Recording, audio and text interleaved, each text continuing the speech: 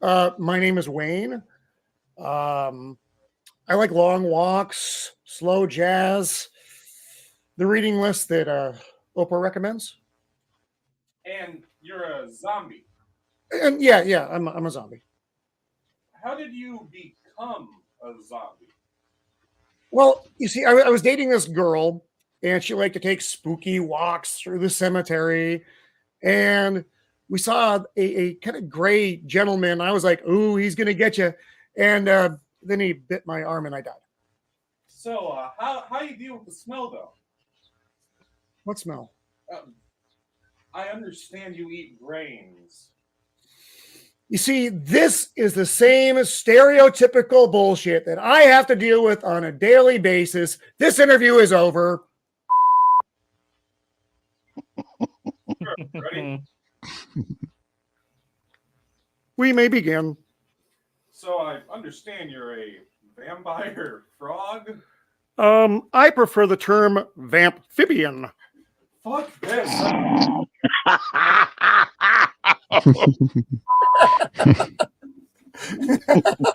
It's so funny.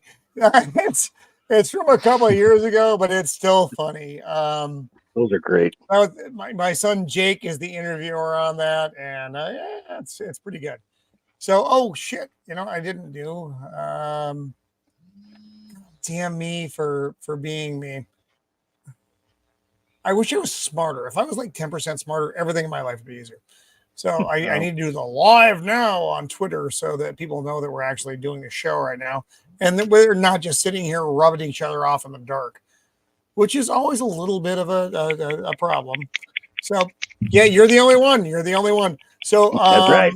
Yeah, we are a little bit shy tonight on our members. So in the stream, I don't know where some people are actually. Live now, exclamation points, send. So Shield Wall is out tonight. I know where he is. Mando is out tonight. I know where she is. She's dealing with some shit. Got her. Pray for her if you are inclined to do so.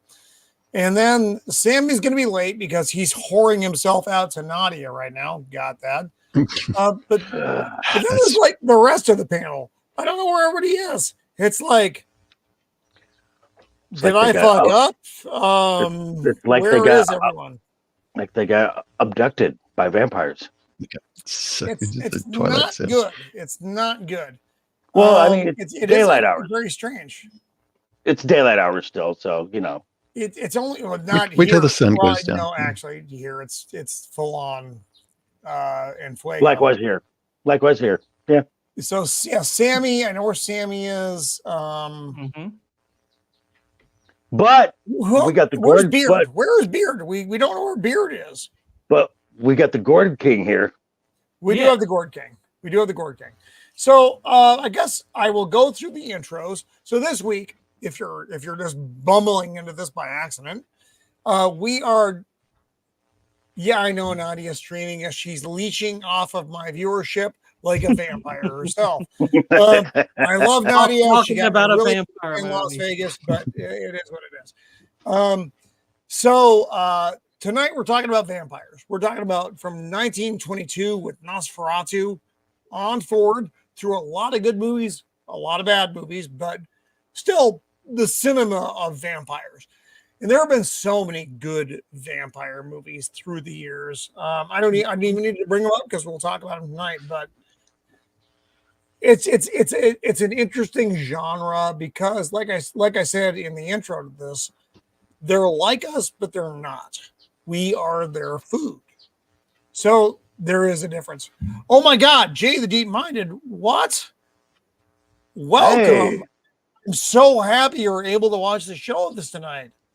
Hey Jay, I hope you are doing well. I'm so excited you're here for the show tonight. Wow, that's fantastic. So without further ado, we shall go through our limited intros with our incredibly small panel, which is a little bit weird. We may be small, but our hearts are large. Oh no! He is the nemesis of the Dark Knight. He is Joker voice. Welcome to the show, my friend. How is Arkham and how are you? Arkham's fine. I'm still without a computer right now, so for the time being, I'm phoning it in. Oh, no. That's pretty good. I get that. Exactly. And drink. It is what it is. It is And what it is. Let's see. Gord King, where are you? Uh-oh. Hi. There it is. His intro. I know. He is the Lord of the undead vegetables. He is the Gord King. Hello. Welcome Hello. back, my friend. It's good to have you. It's been a minute. I'm glad you're back on the show with us tonight. Yeah. Last time I was here, I think we talked about ants, which Yes, this we is did. this is a nice little. That was a change great from show. That was a great fun show. one and a fun movie. Yeah, but yeah, go from ants, move up the food chain a little bit to vampires. Yeah. Dempsey. Well, I mean, it kind of is what it is. Linear change. Ants and vampires, they're not dissimilar. What if there was an ant there? What would that be like? An antpire. Yeah, Empire. an antpire. That actually made me want to kill myself just a little bit when you said Okay. that. I just want you to know that. Hang on a second. I'm texting Dempsey right now because it's like, wow, this is so funny. There's nobody here. Paste, send. So I apologize. Everything it's a little bit weird tonight, folks. I'm gonna give you that. It's actually very weird tonight. It's like super weird tonight. So anyway, he is the meme king of the interwebs, using his powers for good instead of evil. He is Jacob Ironside. Jacob, welcome back to the show. I am glad you were here. Hey, good to be here. I I'm apologize excited for for this whatever one. the fuck is happening tonight, and we don't have I have half a meme. panel. I have a meme for you. Oh, Oh. where is it? Are you ready? Are you ready? Right here. I probably not. Oh, my God.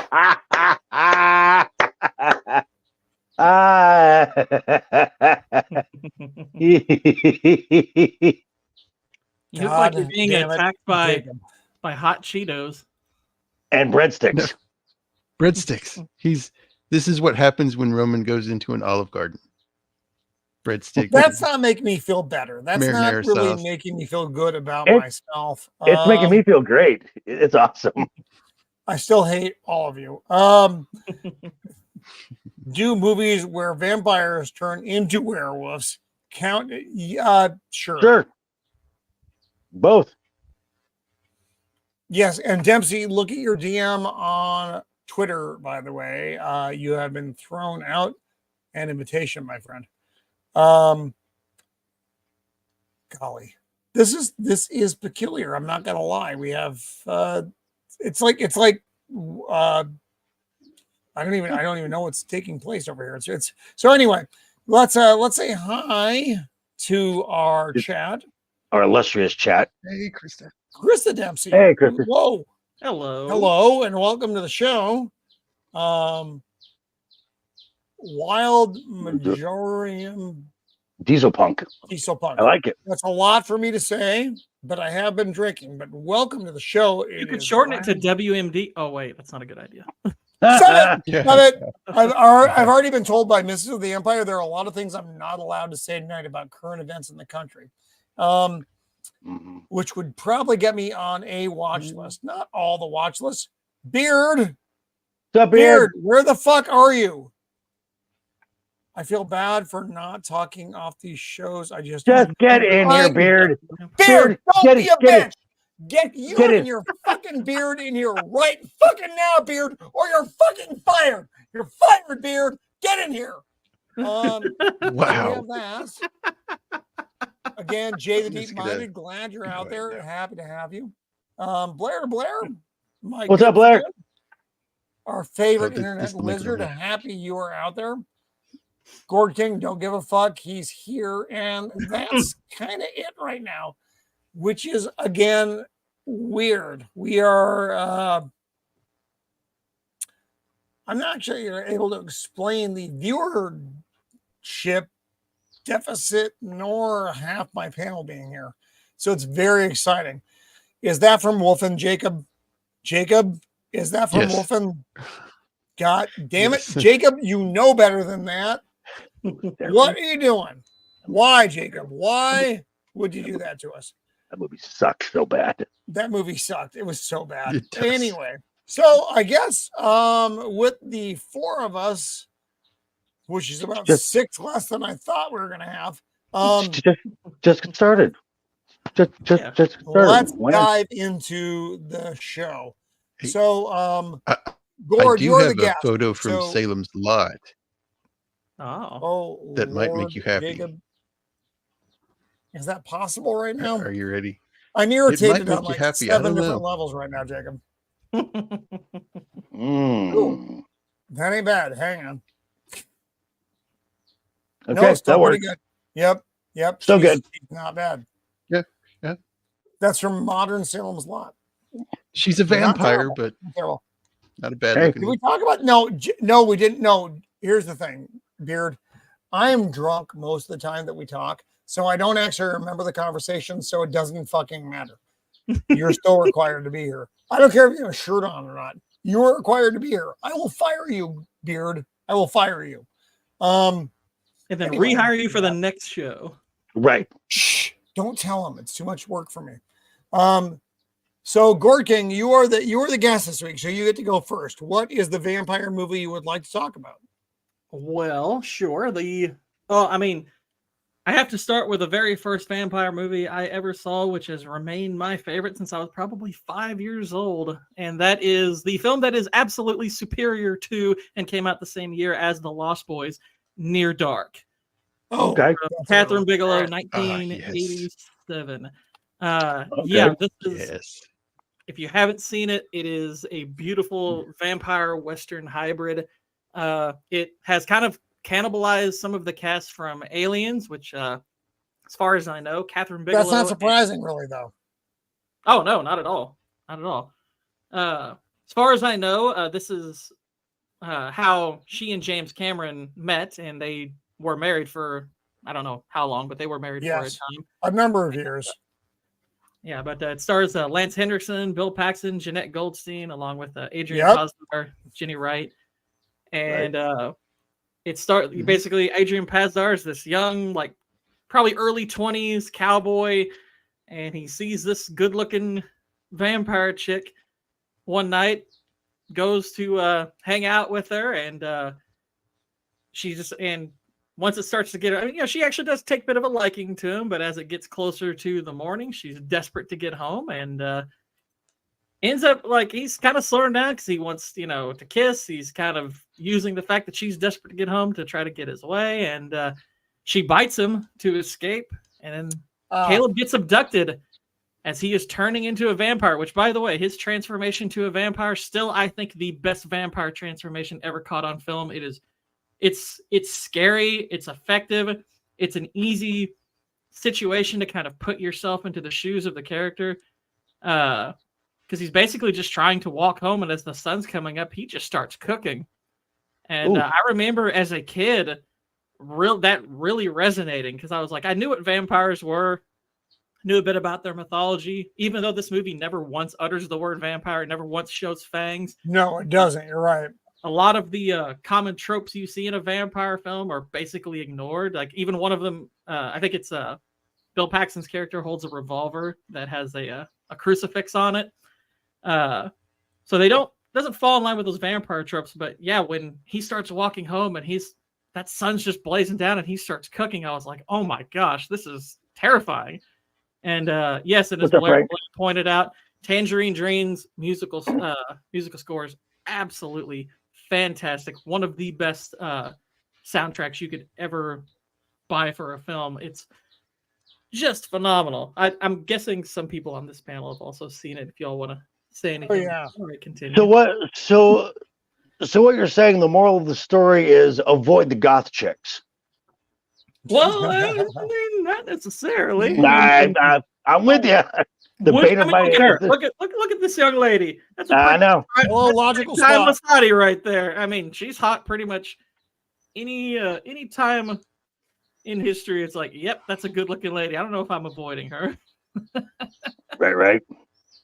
But yeah, if you haven't seen this movie, I highly recommend it. It's Catherine Bigelow's first full length feature film that she ever did on her own, and she absolutely hit a home run with She it. did. I mean, she's obviously gone on to direct other things. She was the first woman to win Best Director. I think she's probably the best female director of all time at this point. She's got this Hurt Locker, That's hard to argue. 30. She's got some really great movies on her resume. This one, I mean, you can make an argument which of her movies is the best on her resume, but this one is definitely my favorite. I mean, and I'll tell you this also, the behind the scenes documentary, it's about 45 minutes long. It's fantastic. I think that's a must watch if you want to just listen to a cast and Wait, who is that? She looks very familiar. That is Vasquez, Jeanette Goldstein. That's right. Yep. Yes. And looking pretty hot there, not gonna lie. I mean, I remember for a while not realizing that was her, and I was like, wait a minute, that's Vasquez. That's also John Connor's stepmom. It is indeed. Terminator 2, baby. Yeah, and I mean, you get to hear the stories about how each of them crafted like the look and the design of their characters. Lance Henriksen's is particularly fun, and Lance Henriksen is one of the great underappreciated actors of our time. Yes, he really He's is. been in so many blockbusters, but he's always the side character because I Yep. mean that's kind of his gig. But character actor. he's in so many good things. Well, shoot, I I've mean, been playing the Mass Effect games here lately, and he does voice work in that. He plays this character called Admiral Hackett. He's not one of the main characters. He's kind of a major side character, I guess, but he does the voice work for it. It's like, gosh, he's great even lending his voice for a video game. I mean, he always brings it. He has a small part in the show Hannibal. He does great in that. Right. He appears in one scene at the very end of it. There's my boy. What's up? Yes. Hello. Welcome to the stage, Dempsey. Oh, Dempsey, that image. We're gonna be talking about that soon. I'm Oh just, yeah. I just saying. So I'm Ooh. glad you're able to join us tonight, my friend. In Thank you. our strange, I don't know what the fuck is going on stream, which is causing me some dismay. I'm not gonna lie. It's fine. Let's just have fun with this. Yeah, have we fun. got this, man. Yeah. Let's have I fun. can talk about this all night. Right? Yeah, I'm sorry. I It's just didn't have mean to fun. interrupt. It's just have fun. That's right. No, and I'm with you. This movie's great. This is among the best ever made in the genre, to be Oh, fair. I agree. Yeah. Like some of the acting in this is, a little cheesy, but it's very much of its time. And the effects are just on Oh, point the in little this. kid. Yeah. And there's I no- love this. This And then there's part Bill. where and the then there's Bill- vampires are Nothing- driving, but they have to have a very limited view There's Bill Yeah. Paxton. of where they're going, so they don't get cooked. No- I thought that nothing was fucking creepier. brilliant. Nothing creepier than a kid vampire. Yeah, Good and, manners, and, Right. and one Unless thing that's it's also Kirsten cool. Dunst. Sorry. Yeah. Sorry. JT, I would say also the JJT. fun thing about that, bring the breadsticks. JT, breadsticks. Bring them. if you breadsticks. watch that making Vampire of, breadsticks. see how they basically did kind of a internal boot camp on how they would cover up all the windows and all that stuff as quick as they possibly could. They went through those scenarios over and over again, and that's how they ended up getting that on film. As they kind of melded together like the nuclear family they're portraying, and learned to get everything covered so they wouldn't burn up. It's like all this behind the Oh, scenes. wow. It's so cool to listen to the production story because it's such a contrast from what you see today. It's not just a bunch of people on a job. It's a lot of people who developed a real passion for their project and took it Nice. seriously and had a lot of fun with it and really got into their characters and whatnot. It's Yeah. so entertaining to watch this movie, and it's really entertaining to watch the behind the scenes. Bill Paxton's story about that bar scene, which, by the way, second act of this movie is one of the best second acts of any movie ever. It has two incredibly high peaking scenes. You have the one in the bar, followed by one in a bungalow. It's awesome. Oh, yeah. That shot right there. I love that shot, by the way. That's a great shot. But yeah, the second act of this film is incredible, and Agreed. it's a real shame that this ended up coming out alongside The Lost Boys, because that movie Right. kind of drowned it out. Oh, And yeah. I'm sorry, Yeah. I think this is a far superior movie. I like The Lost Boys. Lost Boys is a fun movie, Yeah, but it's very much Lost of its Boys is time. the It's very best. 80s. Yeah. It's This the movie- best 80s movie that has a midnight oiled up saxophone player on the beach. Yeah, that's a very limited genre. That's true. Yeah. And I enjoy the heck out of The Lost Boys, but I would take. I never this saw on- this movie though. I didn't see this movie until many years later Yeah. because saw- I didn't Yeah, know. me About too. it. This I didn't know maybe a about year it. after it came. I don't know. I credit to my father. He saw this movie. We recorded it off of HBO, and I watched this on a little VHS recorded tape over Nice. and over again as a kid. I freaking loved this movie, and then Vasquez is looking I'm hot. so fuck. glad I bought the Blu-ray, because that Blu-ray is rare as crap. It's a very Nice. hard Blu-ray to come by. Yeah. It's like, I think if you want to buy it new, it's like $100 on Amazon. Woof. It is Yikes. pricey. Oh Lord! It's Dear not. God, Bill Paxton. Can't even own a digital copy right now. I think there's some rights issues going on with it, but Oh, wow. hopefully they get that sorted out, because this movie belongs in 4K. It's so good. Right? Wow. Well, Paxton was gold back then. I don't think he did Mhm. anything that I didn't like, to be fair. No, it's funny, but he's still Bill Pax- much like Yeah, Lance yeah. Hendrickson. He's a side character. Right. Right. He's always Well, the best side character. I always when it comes to Bill, I've always said he's not the greatest actor in the world, but yet he finds his way into amazing films, no matter Right. what. Right. Right. Part of what's Yep. funny is so he got the script for this, and he started telling Lance Henriksen about it. He said, "I just got this script. We got to do this movie. It's going to be so much fun." And he was like, "Bill, come on, what are you doing? We just did Aliens. We just did this great big movie, Oscar-nominated film with James Cameron. You want to now do a goofy genre movie?" And he's like, just read the script and get back to me." And Lance Henriksen apparently read it, and then he calls him, and he became even more enthusiastic. It's like, "Oh, we've got to do this movie. This is going to be That's so cool. much fun." Right. And Ooh, that's a cool. yeah, so those two in cool particular, mashup there. their stories are just Yeah, that's a great shot. fantastic. That's a great. Oh, screen yeah. shot. Love that poster. Absolutely Agreed. love that poster. And apparently in the bar scene, which if you've watched it, Bill Paxton is wild in that scene. Apparently he came in with a horrible migraine, something he had been dealing with all of his life. And, he tells them, "Hey, I want to get this scene right, but I'm feeling awful right now." And he said, "They gave me my first ever shot of B12." And he was just like, and I just was off by then. Oh, He right. just went off after that. And it's like, hearing that context behind the performance makes that scene all the better, because you're like, oh, so this is pretty genuine. This energy is real. Nice. So for those of you Yeah, joining nice. us a little bit late, maybe, and I appreciate you being here.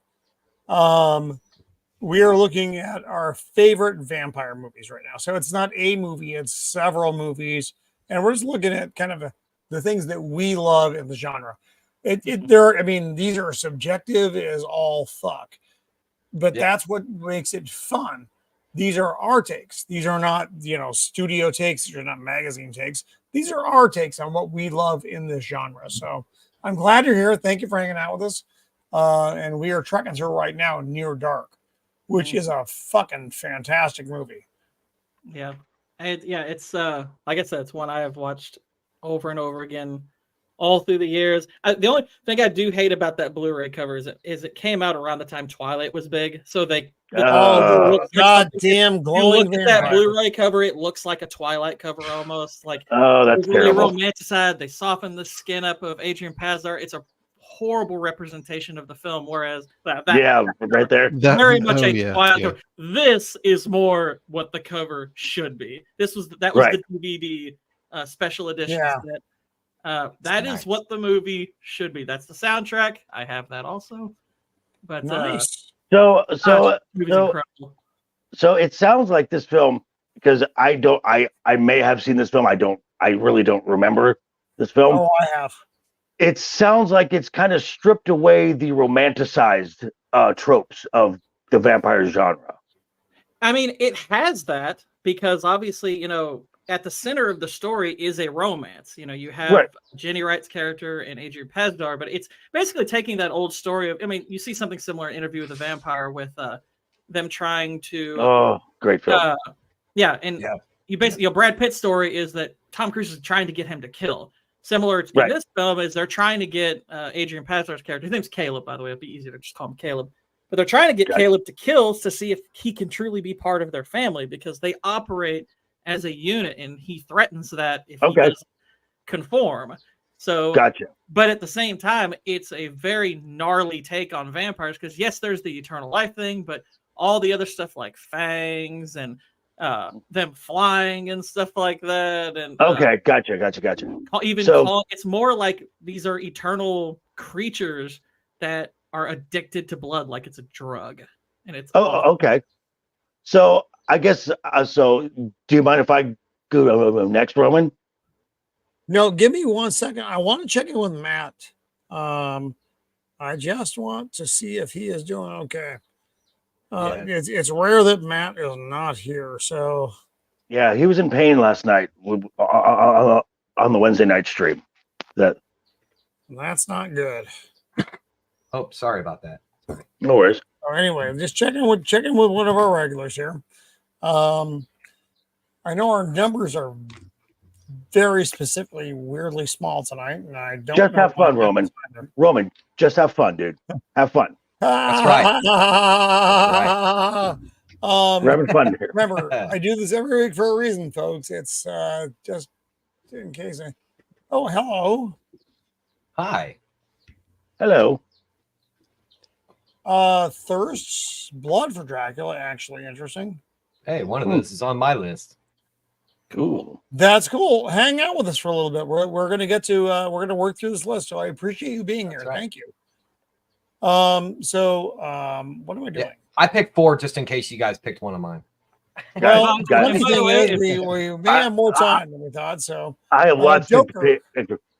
So kind of a film that kind of goes away from the normal vampire tropes, the flying, the turning into bats and the whatnot, and just shows vampires just being, I guess, animals. 30 Days of Night. Yep. Oh, Absolutely. I love this Yep. movie. Absolutely fantastic film. Yep. Fantastic film. Yeah, Hey, this movie Josh is Hartnett is good in terrifying this. and brilliant. I love this movie. Right. And for it's- a lot of reasons. and it's set in just the perfect spot, in Alaska, where there comes a time where there are 30 days of absolute darkness. So what would happen if a group of the vampires crossed the strait and had 30 days of free reign, and they are just brutal. They never Yeah. stop, and they just keep And coming and keep coming What I and like keep about this coming. movie, Joker, is that the vampires are not created equal. That would suck. You have your No. hierarchy vampires, Mhm. and then you have like the feeders, who are Uh-huh. just the bloodthirsty killing machines. But they all fall under. There's like a hierarchy, and Right. it's very interesting to watch. And I like the fact that the vampires in this film, they don't speak English. They speak some Germanic, Slavic. That guy there, terrifying. Absolutely Yes. terrifying. Absolutely. Do they speak Germanic Yes. or do Germans speak vampire? Well, Vampiric, right? But I Yeah. love that guy in American Horror Story too. yes. Honestly. Yeah. Absolutely. Very good actor. So I mean, I just toss it out there, and anyone else, jump on in. I'm on your take. I sadly have not watched this movie yet. I don't know Oh, why. yeah. Oh, my Yeah. God. I keep forgetting Watch to take a look at It's this one, and I've always So been there- interested in it. It's from a comic Gord- book, right? Gord, Yeah. that's what I was going to say. There are two versions of this. There's the comic book, which is both amazing, terrifying, and incredibly gory. And then there's the movie, which is terrifying and gory. and amazingly beautiful. I loved everybody in this movie. Josh looks a and little I Tom love the Cruise story there. it told. He looks A little a bit bit. like Tom Cruise This there. is one of my favorite roles he ever did. Honestly. Yeah. Yes. Like seriously, he is so good in this, and there is no points in this movie where it feels like you're watching a movie. You're sitting there getting involved in the story, and by the time it wraps up, it feels good. Like it's just one of those movies. No, that I it think the never writing actually loses comes to you it. in the Right. plot that you're in a movie. Right. You're just Gord, watching this, some like you're people there. some people before they shoot a scene shoot up with B12. He shot up with Tom Cruise. With Hey, Tom Cruise right? blood. Yeah. There you go.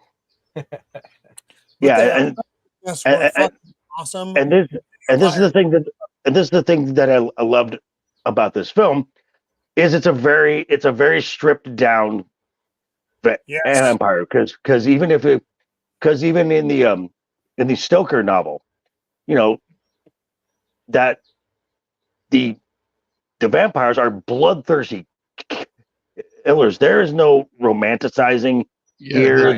Right. they take delight in killing people too. Yes, Right. Right. Because they know that they're the apex predator and you're prey. Right. And Yeah. there's none of that messing around. Like a There aren't cat. any little girls being creeped on in the middle of the night. You know, it's like No. they show up to eat and you're the McDonald's.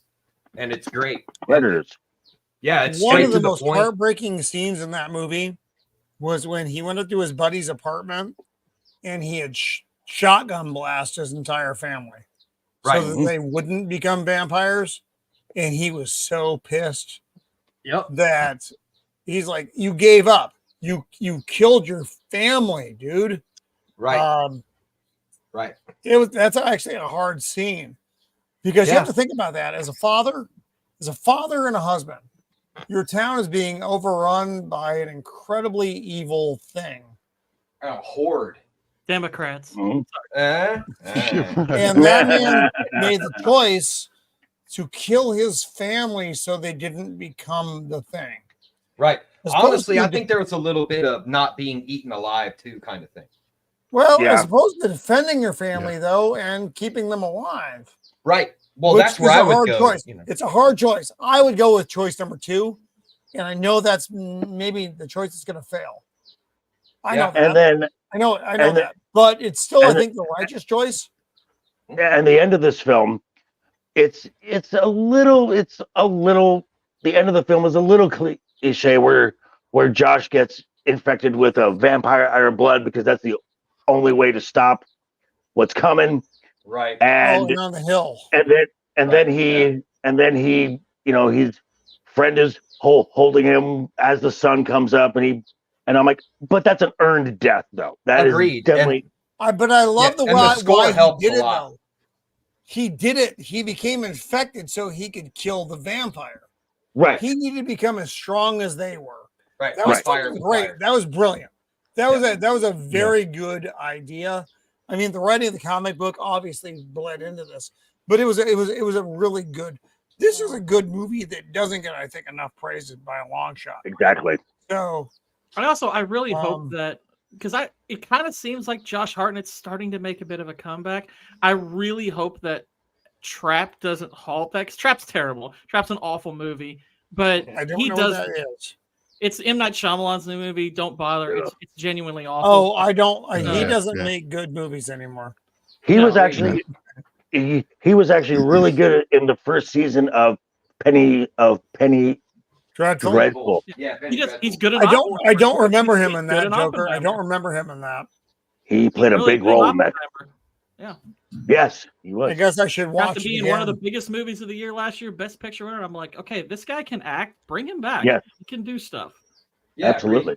Agreed. Well, he So- might not have the right mindset to be working in that town, though. Hmm. No. So, Jacob. which makes him even cooler. Go ahead. Let Sorry. Dempsey go first. Oh, Very well. Yeah, I got one. Dempsey, sir. What do you Okay. got? It is a 2004 movie called Night Watch. oh, German. oh.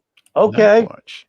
This is actually a really good movie. Yes. I don't Yeah, think I've this seen that movie one. is a very good setup about how it would interact with the supernatural world versus the actual world. And the Okay. two cross over and the effect that it has on the characters who are I'll be right back. supposed to be guarding the front lines. the backstory, the character work, the effects, it's all good in this, man, because it's all practical, basically.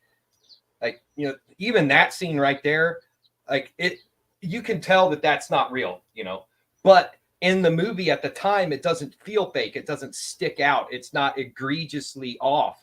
And the whole time you're watching these things, there's all this uncanny valley things happening. And yeah, it's just great. This is amazing. This movie all together with the sound, the direction, the editing, like it's so good.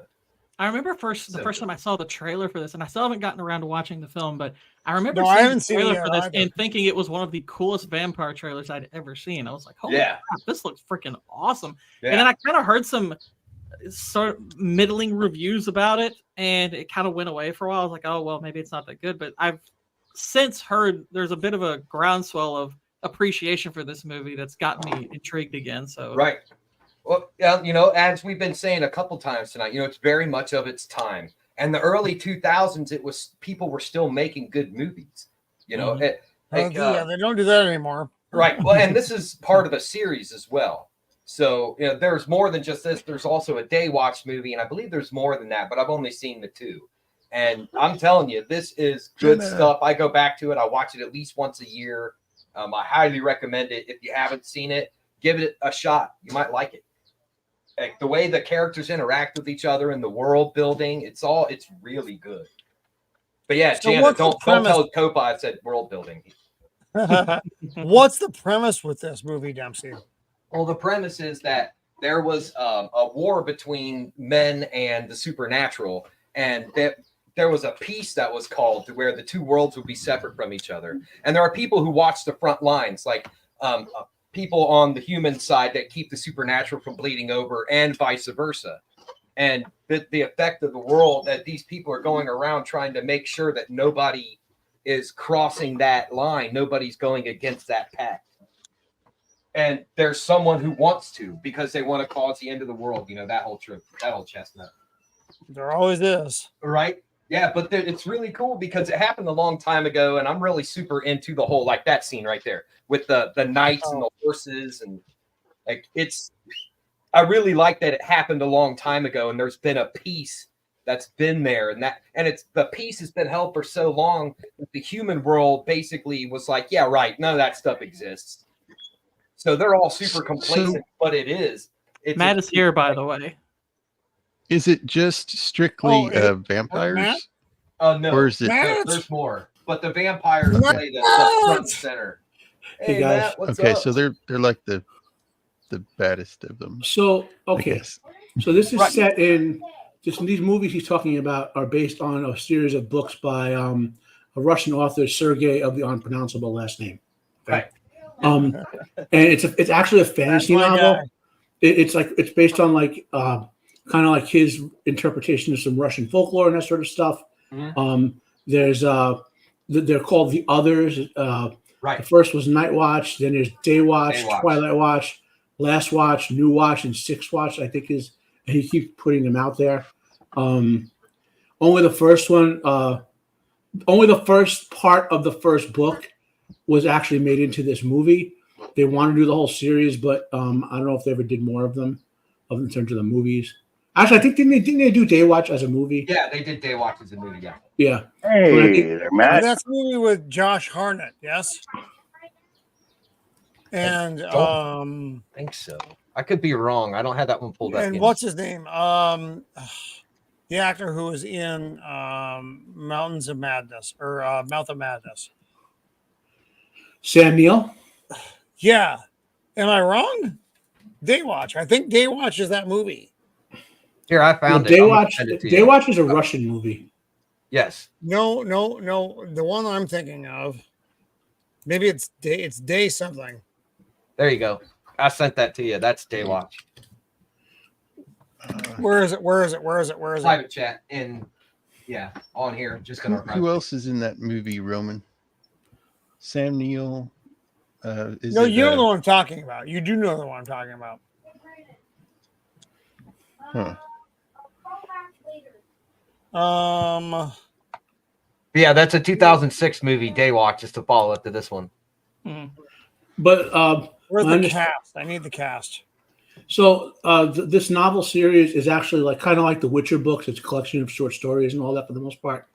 And each of those movies is based on like some of the stories in some of the books.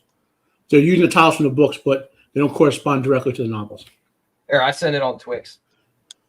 Oh, okay. Yeah, these movies are kind of cool. I think the movies didn't succeed because they weren't written as well as the book story were. Right. Oh yeah, that's rarely the case though, right? Are you thinking of Daybreakers, Roman? That's the one. God damn it. Thank you, Jacob. Is that one with the yuppie vampires? It is. I actually like that movie a lot. It's interesting because the vampires have won. That's why I like the movie. The vampires have won. Oh, that's what's his face? Ethan Hawke. Ethan Hawke, yeah. Right. Ethan Hawke and Willem Dafoe. Yeah, William Dafoe is actually in it. Yeah, he's in it too. Mm-hmm. Well, we can talk about that. Let's talk about that. We're here now. Yeah, may as well. We have a minute, as the kids would say. IMDb. What was it? What's the name of the movie again, Jacob? Daybreakers. Daybreakers, and it's one word. Joker, understand this. Every time I see the word breaker, I spell it with 2 Ks now. Right. You know, right. I've been ruined. Give me just one second. Be right back. That's a wrestling thing, This guys. movie was awesome. The cast was incredible. Sam Neill was great. There's not a lot of. Everybody is a vampire except for the people who aren't. Right. This is a creepy world to live in, where the humans literally are the cattle. Mm-hmm. Because the vampires won. Well, this is kind of like the end goal of the original Blade film, the final solution, where humans are just they're recycled. Except things go wrong. Kept in a coma, and they just make blood. Mm-hmm. William Dafoe there with a crossbow. Look at that. You may be cool, but you're not William Dafoe with the crossbow cool. The crossbow cool. True. Right. But it's a really good movie. If you haven't seen this, I definitely recommend it. It didn't make a lot of noise. Heyday. Look how young Willem Dafoe is there. My God. Something I remember from this movie is how they turn back into a human. It's like the William Dafoe character is out driving in his car, and the windows are all blacked out, and he crashes, gets shot through the window, catches on fire, and then goes into water, and it turns it back into a human. There's like a formula for it. Yeah. The vampire like aesthetic is very good. Yes. This is look at the blood farm. Look at the blood farm. Mm-hmm. It's so good. All right, I'm back. Sorry about that. My boy had a spare. I had to get it out. An industrial matrixy kind of vibe to that. Yep. Blood factory. Yeah. Yep. Yeah. Very much so. Yeah, that makes more sense than the Matrix's batteries, though. Actually, another. Well, I can debate that with you for two ways, but we don't. That's beside this channel, you know. Anyway. Another interesting parallel to this, if you guys remember the original V, it's a vamp monkey miniseries, yes, where like humans basically turned into food. Right. Yeah. Yeah, that's good stuff. Robert Englund was in that, and there was a bunch of good people. He was, yes. Yeah. Great I stuff. still think that this movie deserves your watch, and I know it doesn't. And most people haven't seen it. There's one of those ones that kind of got by the radar, but it's an incredible film. Right. Well, you know, the early mid 2000s had a lot of really good horror in there that just went under the radar because it was mid compared to everything else. But it's like stepping into a freaking gourmet restaurant at this point compared to what's been coming out lately. You know, I'm just saying. I love I love the premise. it The didn't premise outright for that bomb movie is that the vampires have completely taken over, but then there's like this: the vampires start turning into a animalistic vampire. Yeah, and it starts preying on the vampires. the It's very, underbred very underground neat, vampires. Underbred, So- like neat premise. For those of you who watch anime, the premise of the vampires taking over the world, Vampire Hunter D, right. it's based on a series of light novels, which is like 20 of them or whatever, where the vampires took over the world and then did like a Sauron and bred humans to be able to be mind controlled and to be food sources and whatever, you know. And then we fast forward to when Vampire Hunter D, the novel and slash movie occurs, which is like 20,000 years later, you know. Right. Right. Yeah. Yeah, so And that then, was the same kind of premise at Castlevania, that Americanized anime ripoff. What's going for that whole the vampires were in the middle of taking over in that. So There's that. Now the first time I ever saw the Castlevania was the Netflix, when it was just the first season was just 4 episodes, and I thought that was amazing. yeah, it was all right. You know, like if you're not worried about it being strict to the story of the games, it's a good watch. I enjoyed watching it. Yeah. Yeah. There was a vampire movie that came out this year, which you guys might want to check out. It's called Abigail. I have heard of it. That's a pretty I've heard of it. popular movie. Yeah. It's, I mean, obviously there's a sort of, I mean, you could predict kind of what one of the shockers is, you know, but so I won't spoil it too much. But it's a violent vampire movie, and some of those are really good when you just get that violence in there, you know. Yeah. And I also love movies when who you think is the villain isn't really the villain. Gotcha. Like this, as an aside, there was a possession movie where they kidnapped this girl to be possessed, and so she could have the devil's baby. But she was like, "Hey, Satan, I'll make a better deal with you. I won't have your baby. I'll have tons of your kids and serve you here on Earth just to give me the power to kill all the MFs." Like she was like, "Hey," she went full over the top, you know. Right. Alrighty. Yeah. Like Rosie All right. O'Donnell's baby. Well, Rosemary's Baby though, that she wasn't willing and all that. Like, No, in that's this why I movie- said Rosie O'Donnell's baby, not Or Rosie O'Donnell's Baby. Yeah. Ew, that's disgusting. I just I think I'd rather be the devil's baby. right. Right. That's kind of wrong there. I'm just saying. Oh, you know what dropped today? I just got it. I'll watch it. The Salem's Lot. I haven't No, heard yeah. I've heard it's Yeah. horrible. Yeah, Nadia's in the middle of ripping it apart. Yeah. I'm gonna watch it. I am It gonna was watch it because disappointing. I want to see. So the 1970, 1979 Salem's Yeah. Lot. Yeah. I love that movie. I do. I love that movie so much. I'm gonna throw that in as my pick. Next pick. Okay. Nice. Not, That's not- why I was thinking not about that you. one, but I was like, I know somebody's going to pick that. Well, I would have a Oh. green. Well, so I brought something Oh else. my god, I Yeah. can't see my keyboard very well because I'm wearing my contacts right now. Oh my god, I'm blind as a bat. 1, 9, That's not a keyboard. That's a spider. 7. Roman's typing on spiders. That's why nothing's working. Right. Shut up. Better have a 1 and a 9 on it. Little breadstick action there. That's right. No results. Oh my god, what did I type wrong? Uh-oh. This is the Emperor walks in and sees Roman beating on a spider with a breadstick. Goes, "What is I he just doing?" like, I hate you so much. You just go, "I'm typing on my keyboard, honey." It's like, God damn it. Not cool. There we go. This is the one though. This movie, why did I get rid of? God, I hate these. well, the original Salem's Lot, not any of the remakes in between. I can't judge the new one. Is the greatest book adaptation of anything ever. Well, I know That's high praise. that the old Salem's Lot, the one that we watched, this one was not the best adaptation. But Oh no! as far as a movie In went, terms I of think truth to the novel, it's the best ever adaptation. well, that's Mr. Barlow was so terrifying in this. Yeah. It was undeniably terrifying. He wasn't like a little bit scary. he was full on fucking horrifying. Yeah. He's Right. the vampire who haunts my nightmares. Right. Oh, and the scene with Danny, this scene in the morgue, Jesus, that was so scary. Right. It was. They did the filming of this right.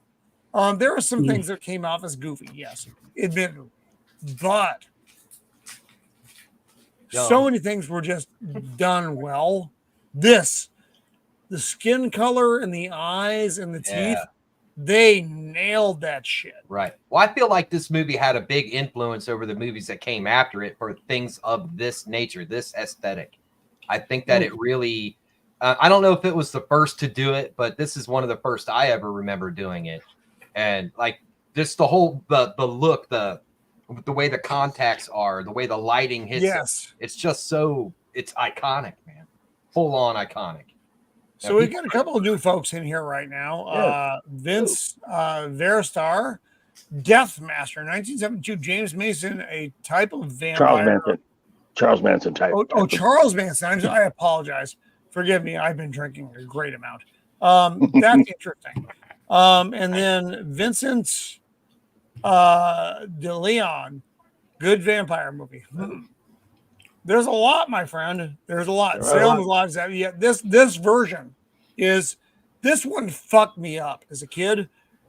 Seeing those little kids and seeing purple vampires and that crazy mama coming off the table. Yeah. And when he sliced her with a scalpel and it was just yellow skin. Yeah. Kurt Barlow, fuck off. He is terrifying. So you all understand like how perfect this was. Like there have been some bad future adaptations, like in the 90s and 2000s, there was some bad ones. But in the novels universe, Stephen King's novels all occur in the same universe, right? So this town of Salem's Lot has been bad since like the 16th century, right? After this incident in this town, that whole county in that area was declared by the government to be a no-go zone. They were so infested with vampires, they couldn't clean it out. Yeah. They needed to drop a nuke. Yeah. Carpet bomb it. It's the only way. Drop the nuke. It's the She's only really way. hot. I know it's wrong, but she is really hot. Hey, Why is it wrong? Why is it wrong? I mean, especially for back then, man. Come on. I'm just gonna leave that there for a second. Enjoying the scene. Hand check. It was a TV movie back then, so I'm okay with it. Now there were the first screen vampires. Yeah, the contact lenses. I agreed. Like, I don't know if that was the first. It's the first I remember, certainly. But yeah, I haven't done the appropriate legwork on that one to know that. Whoa! We can just stop here for a minute, I think. We have to analyze that 1970s TV there. Yeah. That TV What weighs. kind of plant is that? I mean, is that a fern? Google's 1958 Dracula was the first. That giant weighs at least 700 pounds. God, Look at that wood car furniture there. Look at the TV. chair. That's a beautiful chair. And that TV probably weighs a metric ton. Right? It does. Now, is that the actual Mona Lisa? Obviously. Those curtains are really nice too. Yeah. So- They got the drapes. You should see the drapes. Yeah. Hey! But Yeah. so I felt bad for this guy in this movie, though. I love that actor. The Gravedigger. Yeah, I like him. No, he was in like a million movies in the 70s and 80s, Right. early 80s. And when there's like an old innkeeper kind of character who says, "Yeah, you're welcome to my house anytime you want." And he comes in as a vampire, and then he says, "Your invitation is revoked."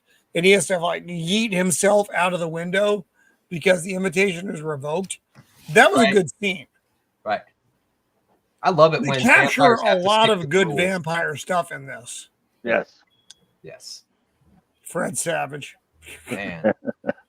This movie smells like cigarettes. It does. It smells like my grandmother's couch. It smell okay. So what you're saying is it smell now, Roman. You would know this. It smells like the casinos on Fremont Street.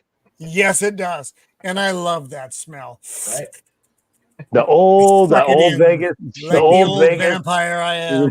yeah, the old Vegas. It's the smell of cigarettes, cheap death. beer, and broken dreams. That's right. Yes, and you lost your way. Right. Look at the eyes here. Look at the Yeah. shot here. Yes. This is fucking great stuff. The female vampire pool table in Monsters. I don't know what that is, so I can't. I mean, speak to female it, so I vampire apologize. pool sold me. Right, exactly. Yeah, that's that. Um, Not fan. the That's British made. that's- Oh, everybody! Actually, keep your eyes out for Lance as well. He may be joining us. The British an made excellent for movie. TV adaptation of Count Dracula 77 was really good, starring Yeah. Louis Jourdan, which sounds super gay. I know you're British, but that's okay. And as Dracula, That's an who excellent knows? movie. Could be fantastic. Oh yeah. It really is. It's an excellent movie. Yeah, and, you know, good pacing in this one too, and that beautiful old scoring, and yeah, This that kind of stuff. I love it. the little boy at the window. This was the most terrifying scene for me as a little kid in like forever. He scratches at the window. It's like Man, those Mormons really upped their game.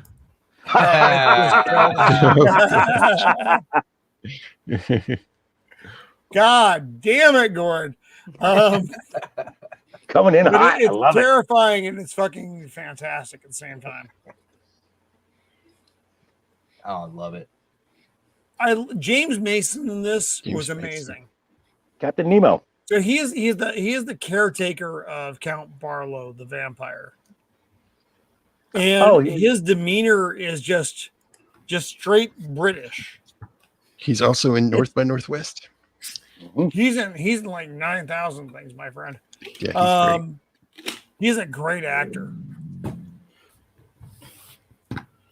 All right. But Oh, yeah.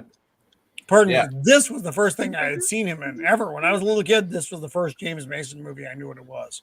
Oh wow. Okay. And there he is, Count Barlow. Fuck, that is the stuff of nightmares. Yeah. Yeah. If that guy walked into my room, I'd probably end up punching him and running. Like one immediate reflex and just out by. Look Nice at the deal. eyes. My God, it is terrifying. The animal he- style. So I look at Count Barlow as like when we look at our tier of vampires, you have like your Count Dracula being the charming, well-spoken vampire. Then it kind of moves down the chain The for Nosferatu style, to Nosferatu, which Right. is what he is. which He is more is a animal. Nosferatu style vampire. Right.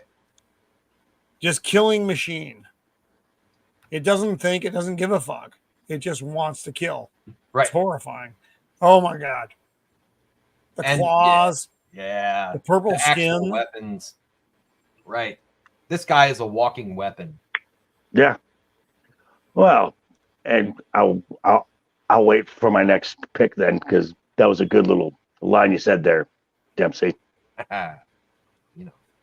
This scene where he touches the wooden, he just builds the sticks together in the room to make a Right. cross. Yep. But he believes. Belief is the full thing. If you don't Agreed. believe, it doesn't matter. Right. But he believes. In that moment, he believes fully. And we'll sit Yeah. here again for a minute. Yeah. Just because we can. Nice. Well, this kind of ties into my next pick, I guess. So final thing on What about my Barlow. pick? Oh, The dude who Jacob, played sorry. Count Barlow, he was in the Star Trek episode Babel. The one where they on the ambassadors on the Enterprise, and they were going to some sort of colony, and they got ambushed by the Orions. He played the Andorian ambassador. So Nice. Yeah.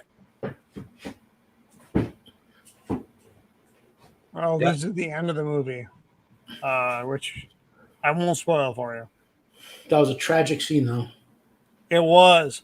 And if Starsky and Hutch was like the big TV show of the day, and this was one of the major actors in it, which is just kind of amazing.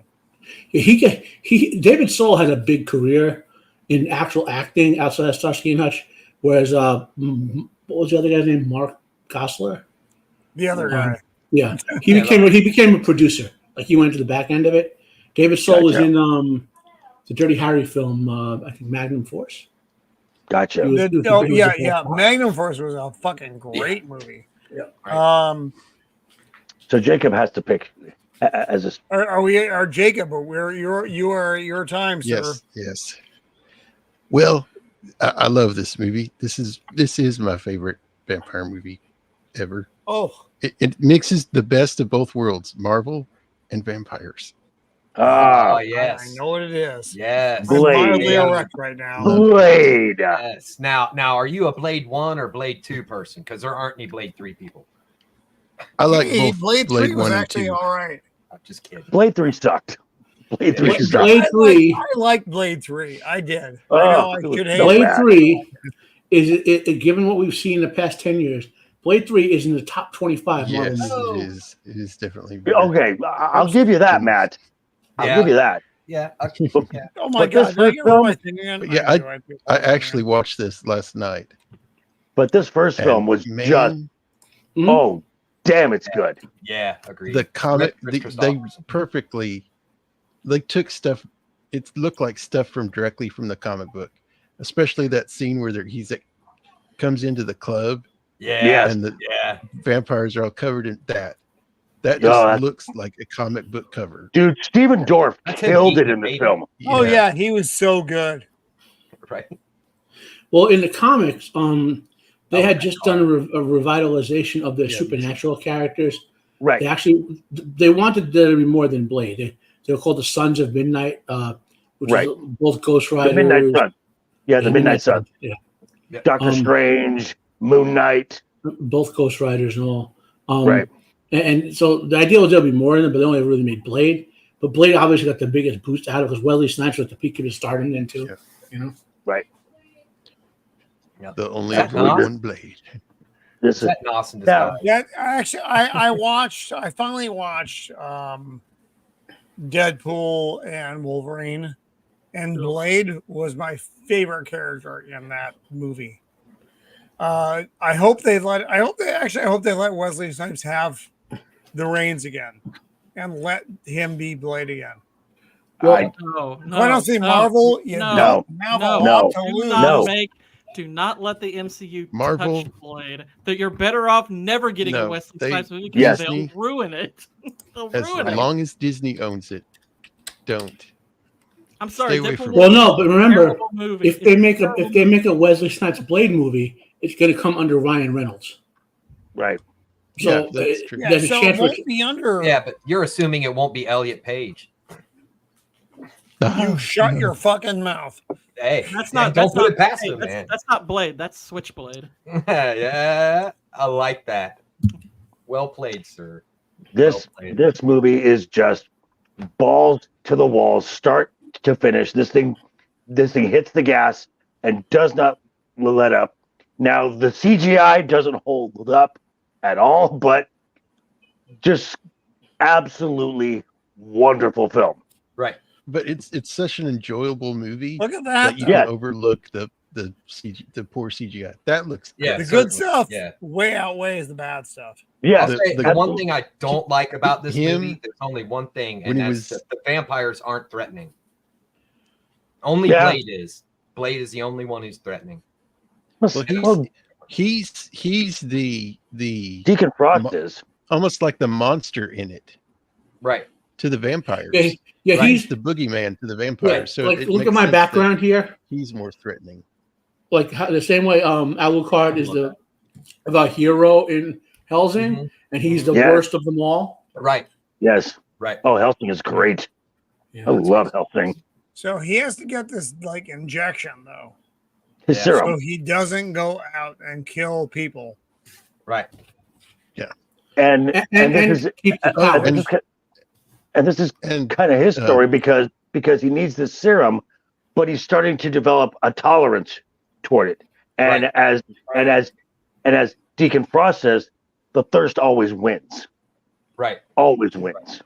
And just a quick Chris Christopherson just passed away Mhm. like a couple days Yes. ago, a few days Right. ago. Rip, dude. Yeah. Whistler. Yep. In this movie, they did something that I thought was bold, and they just completely dropped physics altogether and injected that chick with garlic. Yeah. But I love the a garlic. great Where movie, where they've captured Blade, and he's like, I'm expecting company. And Whistler blows a hole in the wall and says, seriously. Right. catch you effers at a bad time. Love it. Hell yeah. Yep. Oh, Sidekick to the rescue, man. And seriously, that car, I just want to go back. That car is amazing. I love old cars like that. Yes, it is. yeah, that Dodge that'll- Charger. Yeah. Yep. And, Yeah, they had the bad guy be a real bad guy. okay. that was a ways Okay. back. Okay. Go over. Oh, okay, no. Go back, Roman. Go back, Roman. Go back. Back. Where Deacon Frost has the kid. Yeah. He yeets that Go kid back. out in the middle of the street. And the Okay, bullets. but so right there. That scene there is just Blade and Deacon Frost going back and forth. Great scene. Agreed. Absolutely wonderful Yeah, it scene. is great. Agreed. Just Yeah, talking about like, hey, your mascara's running, huh? Yeah. Well, the goal is to be like you, stud. Yeah, right. He's just, and Frost is acting kind of like a fan at this point. He's just kind of like, wow, it's really you. Damn, you're cool. This looks like this guy would be like Angelina Jolie's babysitter.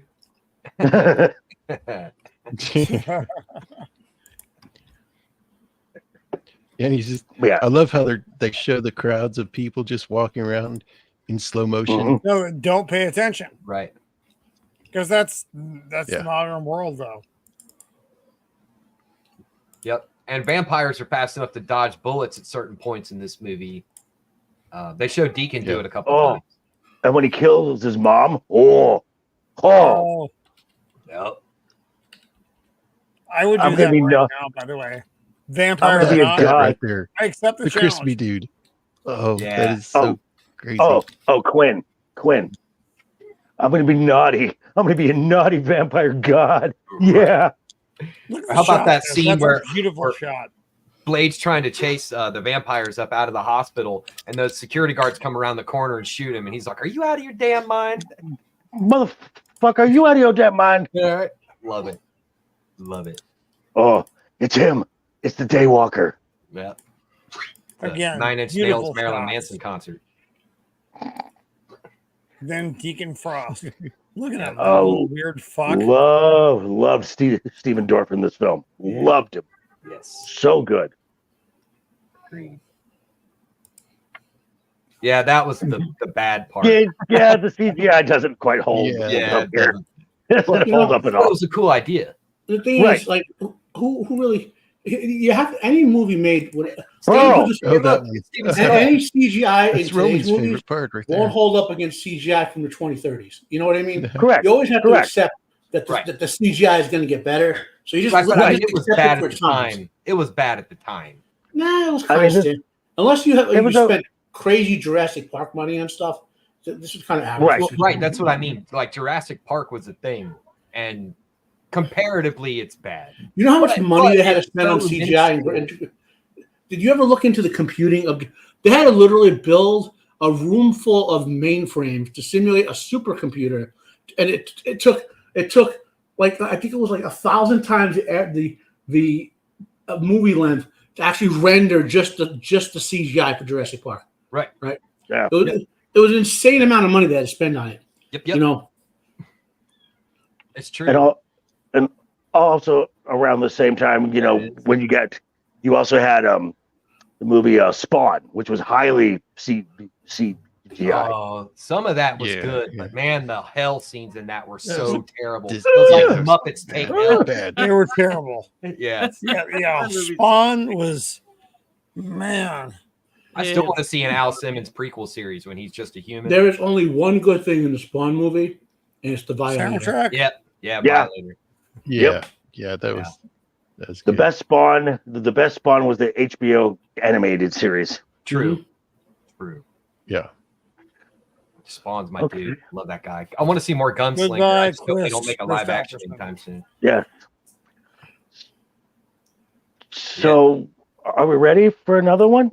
Yeah, I've got. Yeah, I've we're got a ready couple for more. Does it go to me next, or does someone else need to go for the first one? I Who think hasn't gone yet? I think we've all gone. Roman's done a Yeah. second one. Matt Matt hasn't I don't gone think yet. Matt hasn't gone yet. Yeah. So you mentioned mine before, and had I not been sick as a dog, I would have prepared something for this. The 1958 Dracula, which is called Horror of Dracula in America, is not only my favorite vampire movie, it is one of my 5 favorite horror movies. Hammer. Love it. Yep. It stars Christopher Lee as the Count. Peter Cushing. What is it? What is it, Matt? What's it called? It's 1958 Horror of 1958? Dracula. No, 1958 Dracula. Horror of Dracula is the American title. It came out like a year or two later in America. Right.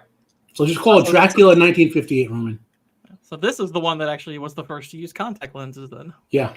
Yep. It's in the chat there, Roman. Oh, I mean, it takes me a minute because I can't see so well. You got to move those spider legs off the keyboard. Yeah, I put it into the private chat. God damn it. It already fucked it up. Because that was one of the ones I had. 50. Now, see, the reason we're not doing like a spider themed horror show is because Roman lives with the spiders, so he's not afraid of them. That's right. But those are spider vampires, so they still count. Yeah. So Horror of Dracula with Peter Cushing. Yes. Well, that's the American title. Well, I'll go over that when you call it up.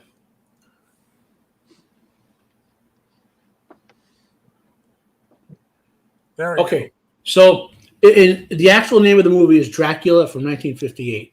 In the U.S., it was released as Horror of Dracula because of the Universal Dracula film 30 years before that, right? Right.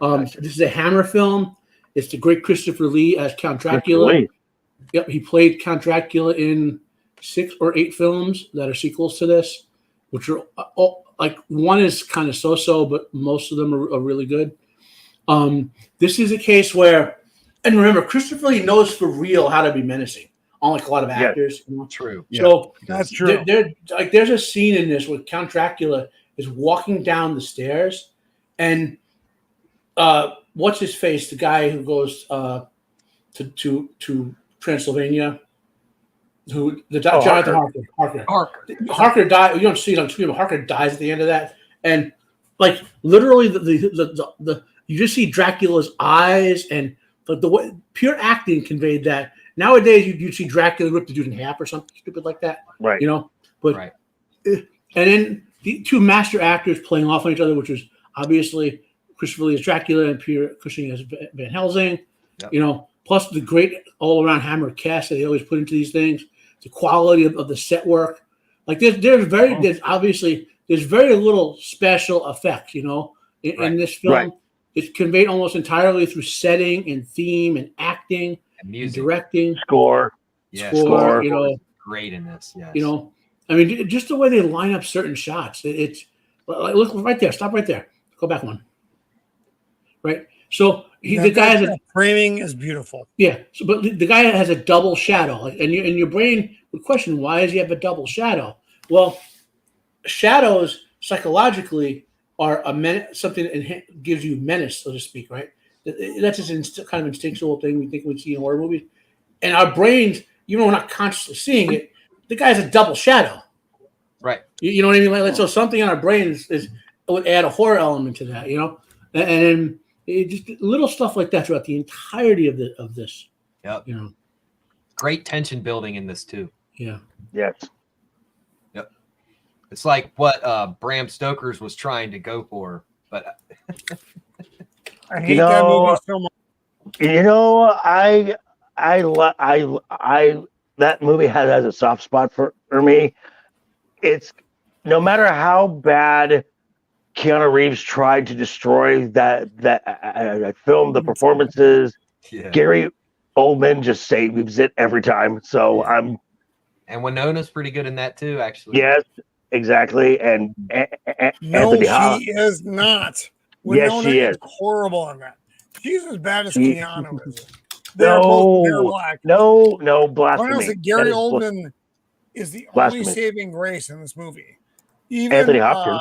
Anthony Hopkins. Anthony Hopkins could But he's only not. in it for like 10 And by the minutes. He's way, terrible in it. Right. Anthony Hopkins is terrible in it.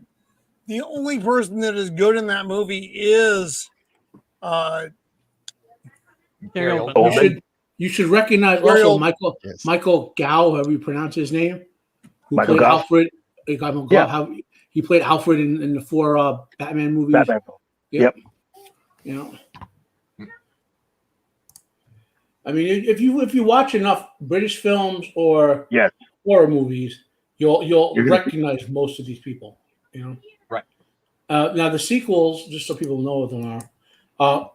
Christopher Lee played in 6 of them. Peter Cushing in 4 of them. As Really? Peter Dracula and Van Helsing was the Brides of Dracula, Dracula Right. Prince of Darkness, Dracula's Risen from the Grave, Taste the Blood of Christopher- Dracula, Scars of Dracula, Dracula AD 1972, The Satanic Rites of Dracula, and The Legend of the 7 Golden Vampires, which was a crossover with Hong Kong action movies.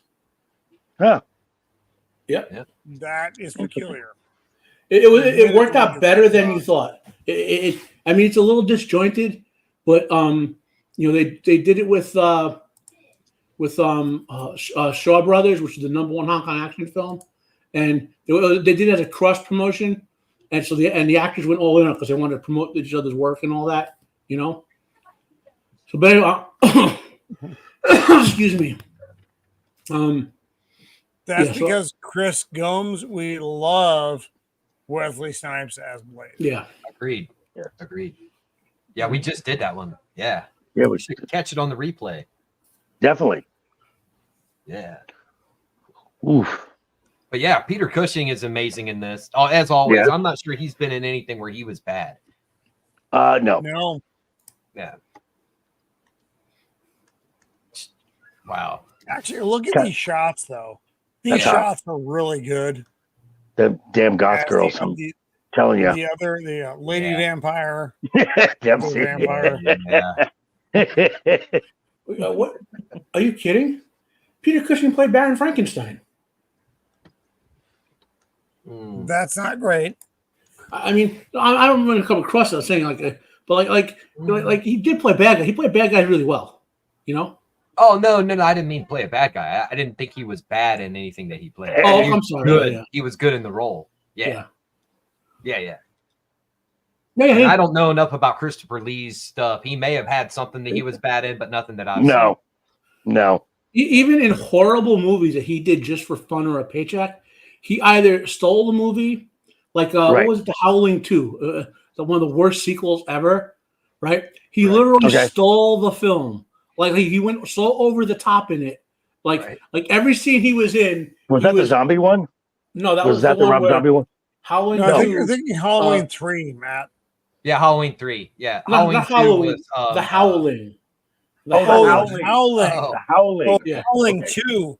My God, with Sybil Danning. With the other Not- title of Oh, that's Stirba bad. Werewolf Bitch, Your right? sister is a werewolf. Yeah. Yeah. Yeah. So which is about werewolves, right? But he has so much clout. He just wrote his own lines and had the werewolves being vulnerable to silver, like crosses and stuff like that. Yeah. He got, Right. I think he had a magic hand grenade at one point, and Wasn't he he Van Helsing?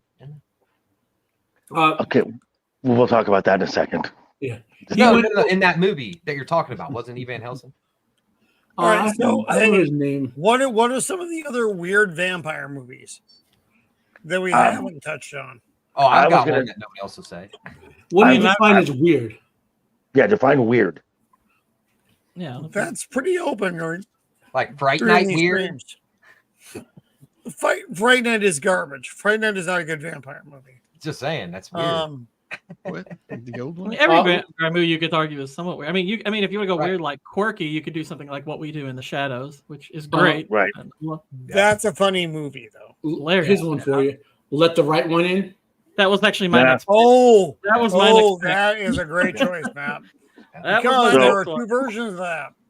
The Don't horrible go with the remake. American Yeah, version. screw that stupid remake. Matt Reeves is a hack. He's such an The overrated. American Actually- version is terrible. Screw both remakes, which is a TV Hey, show remake Check the too. background. check the back room. Yeah, Sammy's here. Is someone here? Yeah, Sammy's here. Gord King. There is a horrible Sammy TV show finally- remake of it as well.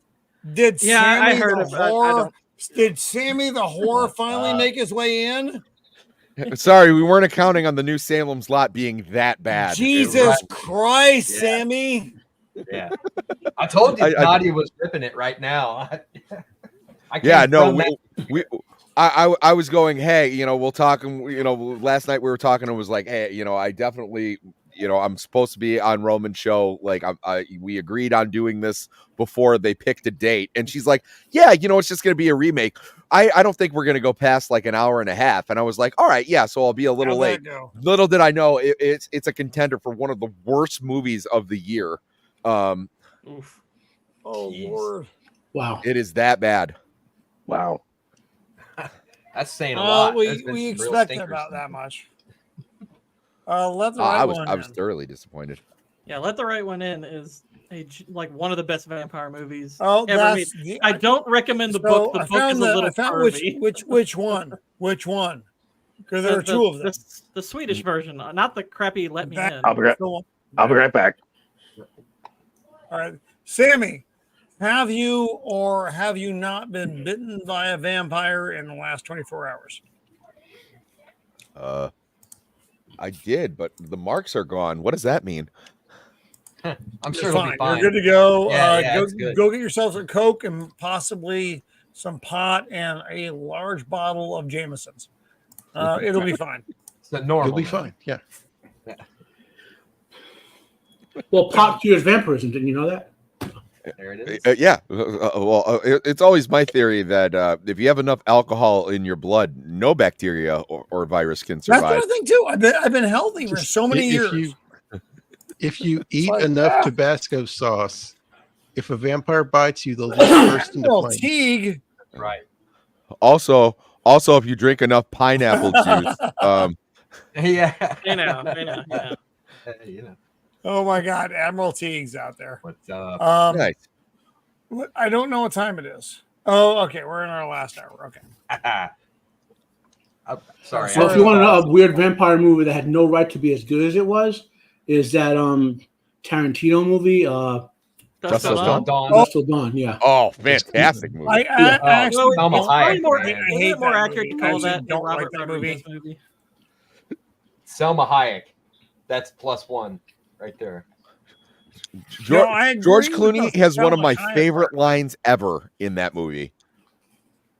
Where he looks at Harvey Keitel and his kids, and he's telling them he doesn't care about him. He goes, "You can live forever, or you could die tomorrow." Well, that's also another movie where we were talking before, where what you think of the original, of the actual villains aren't the actual villains. Oh yeah, But such great performances, you know, and they give you the sense that this the tragedy of this kid having been turned into a vampire when she was a kid, you know. Right, and you don't really get it for the first half of the movie or so no, as to what's going on, and then you do, and then it's like, oh my God, she's looking for a keeper. a familiar. She needs a keeper. Well, that's Oh, I guess you could say a vampire trope. They have to have a Renfield. They follow the Yeah, Dracula model. Right. yeah, exactly. Yeah. Which I don't Yeah, even it's know how really that stemmed from, because sad. like in Dracula, the original book, Renfield is just like a psychopath. He really doesn't. He's not like the traditional familiar as we've come to know him. You know, or like an Igor for Dr. Frankenstein, Right. where he's just like this helper character. And I love this movie so much because, like, you know, it totally and completely twists that on its head, and it also gives the, you know, like the kid familiar, like a role that he can grow into. Well, it was like, well, when the age difference starts to get so drastic, like you can just pretend to be my dad. You know, like it's I just thought everything about this movie was clever. Right. And this is kind of a fascinating concept, like these immortal creatures who get trapped as kids, like in Yes. the Anne Rice's Vampire Chronicles, there's a character named Claudia who they turned to a vampire when she's like 8 years old or something like that. Or in yeah, there's Kirsten Dunst stole that film. Yeah. There's a character in the Highlander TV series who becomes immortal when he's like 10 years old or something like that. Mm-hmm. So they're not supposed to get trapped that young though. Yeah, they just did that Abigail movie. Mm-hmm. Yeah. In Anne Rice's universe. Well, no, but in that movie, that character Abigail will grow up. Right. Oh, but imagine getting in the Anne Rice verse, it's shunned upon. Oh, they'll kill you for for someone that young. Yeah, no, they don't. Yeah, exactly. Yeah. Well, remember they burned them in Paris for doing that. Mm-hmm. Yeah, in the Anne Rice universe, the humans should be treated like well kept cattle. Right. Yeah. Mm-hmm. I'll tell you this, until you awaken these Egyptian vampire gods, and then then a whole bunch of shit kicks off, and then well see, then you get a really bad sequel film with a really good soundtrack. Yeah, but I mean, the book itself is Benuni's. It is. Well, the second film. Go back a couple, Roman. That's not an egg. Yeah, I was going to say. One more. That is a Death Star butt plug. I love this little effect with her eyes. I always thought that was really cool and clever how they did that. Yeah.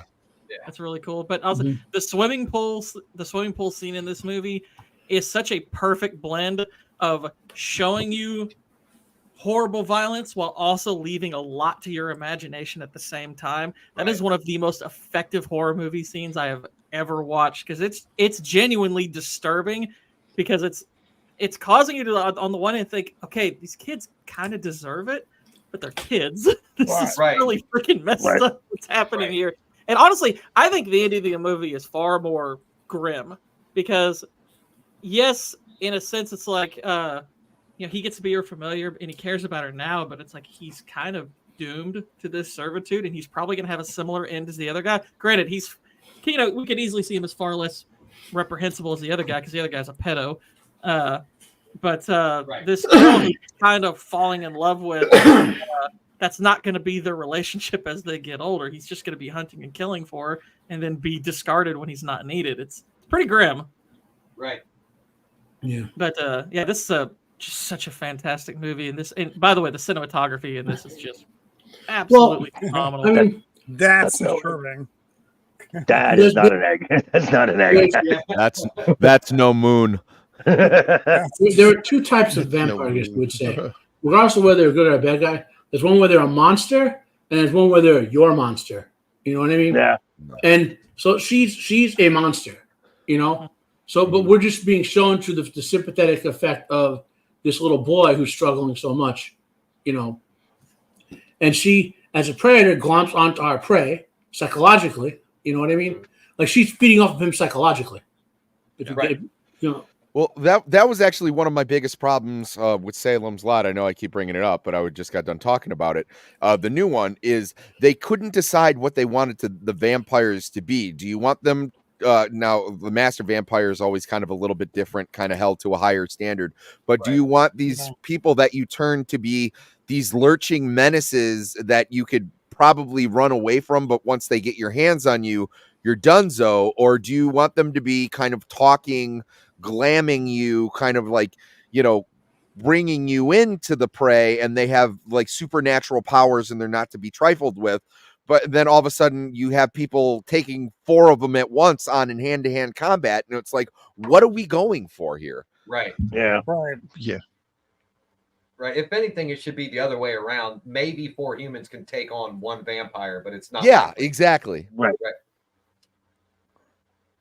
Like, if 1 person can take on 4 vampires, your vampires are not scary. Period. Yeah, no, your vampires suck, bro.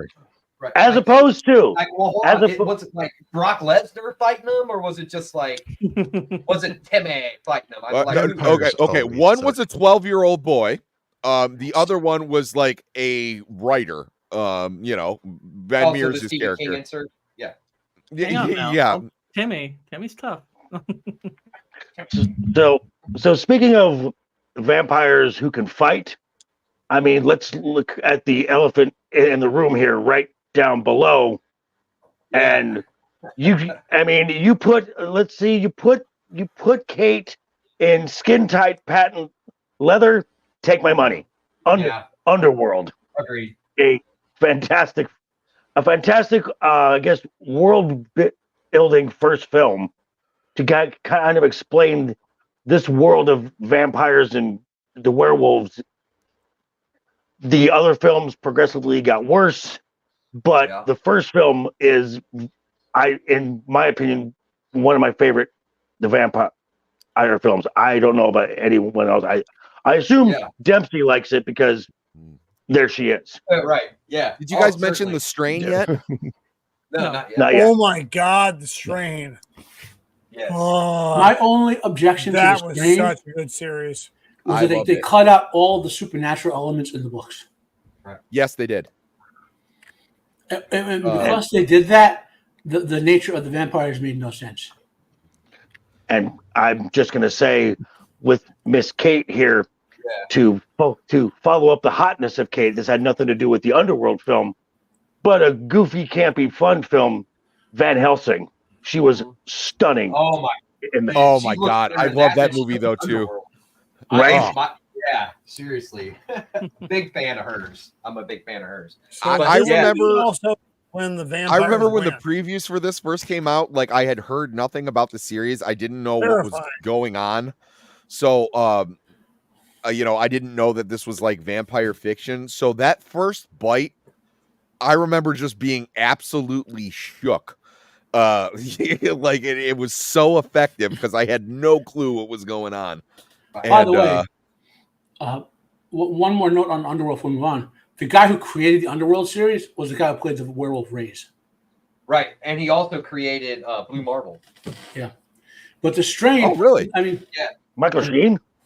Oh, the Strain, the first season was awesome. And there's an actor in here whose name I always forget who played the exterminator. Yeah, the rat catcher. Oh yeah, the Russian actor. Yeah, he is an incredible actor. What the hell was the movie? He did a movie that I told people to watch, just not to watch. X-Men's Origins, where he plays the Blob. No, I have a question. I have a question to ask because did this come out? Did this come out before or after the second Blade film? Because way after. Okay, because the vampires in this have a lot of similar traits to the what are they called? The Reaper, the ones whose jaws open. Yeah, I know what you're talking the Reapers. about. Yeah, and and that tongue that comes out. Yeah, they have a lot of similarities to the Reapers. But does their dick fall off? I hope not. Kevin Durant That'd be bad. looking him up. Because that's what happens in The Strain. There's an episode called Going Smooth, and you realize once you become a full vampire, your dick and balls fall in the toilet. Yeah. I'm being facetious, but they do a cool job showing that like there's stages in vampirism, and once you get to a certain stage, like your entire biology has changed. So that stinger that they're shooting, that's their intestines and inner organs being repurposed. So so they can have that stinger. How they reproduce. Okay. Yeah. By biting people. Someone is behind the scenes.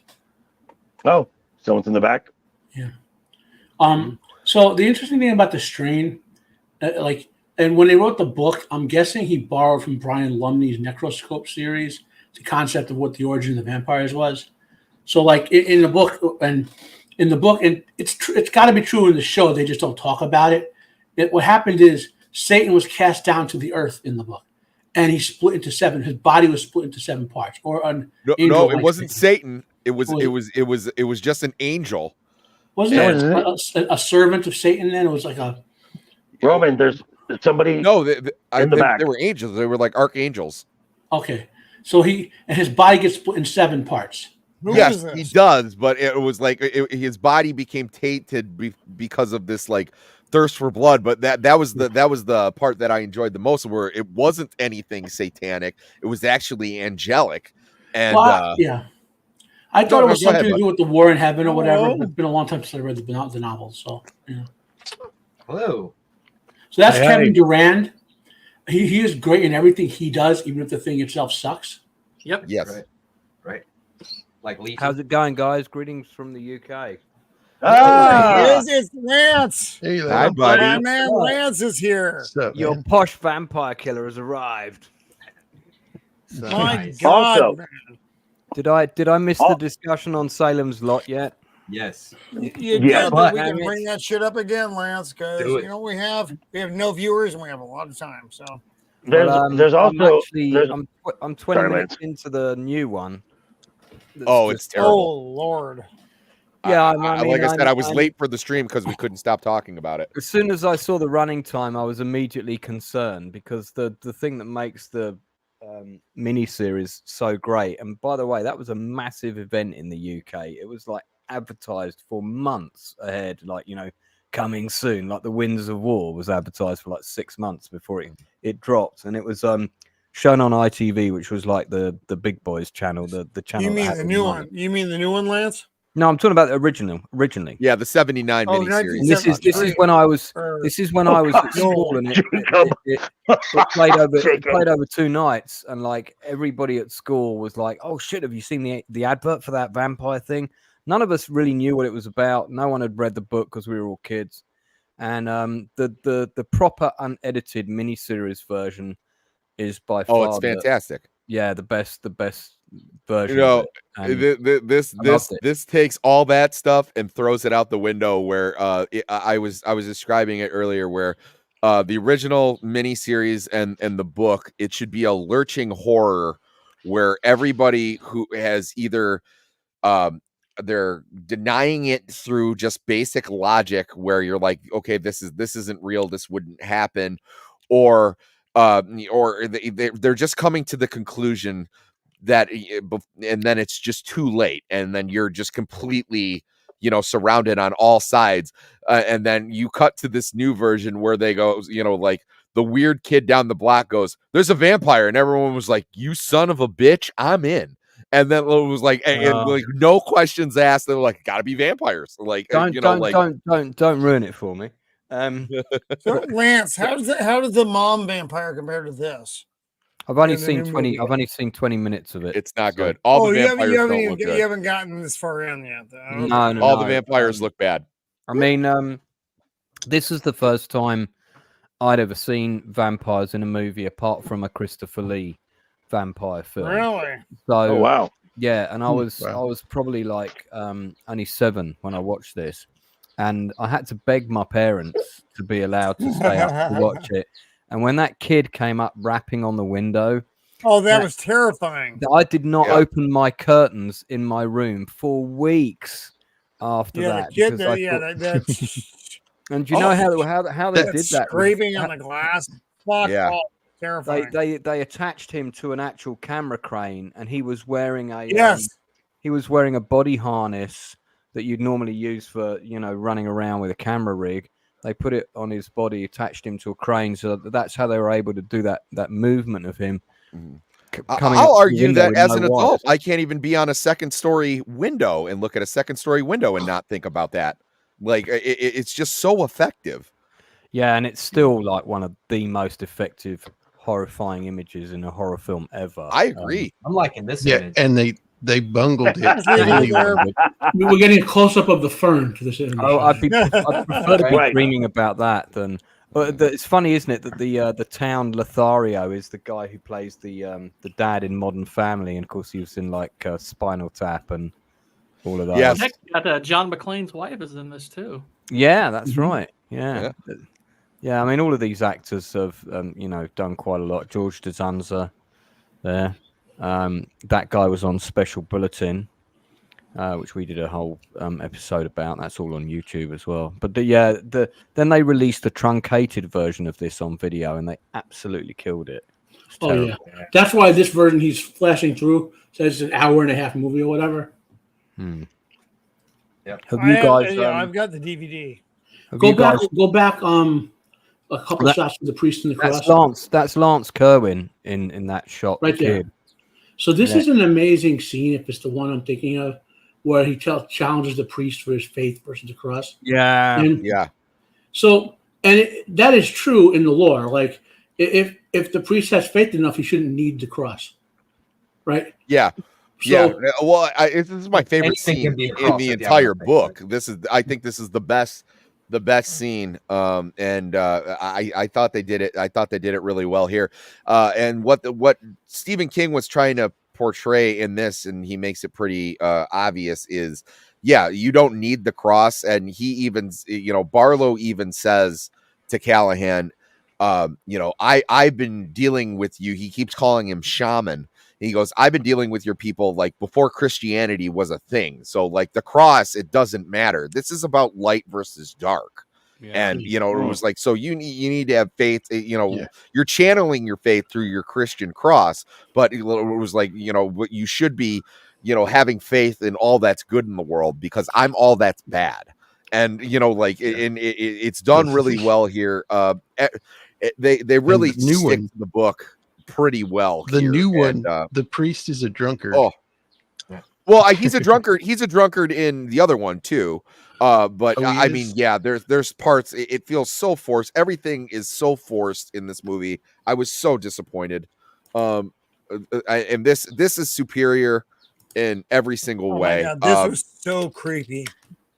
I mean, all these scenes that you're showing me, like the one with the kid at the window, the one where Mike Ryerson comes back, the kitchen scene, all of those scenes where you immediately think of Salem's Lot, they bungled every single one of them in the remake. It's unbelievable.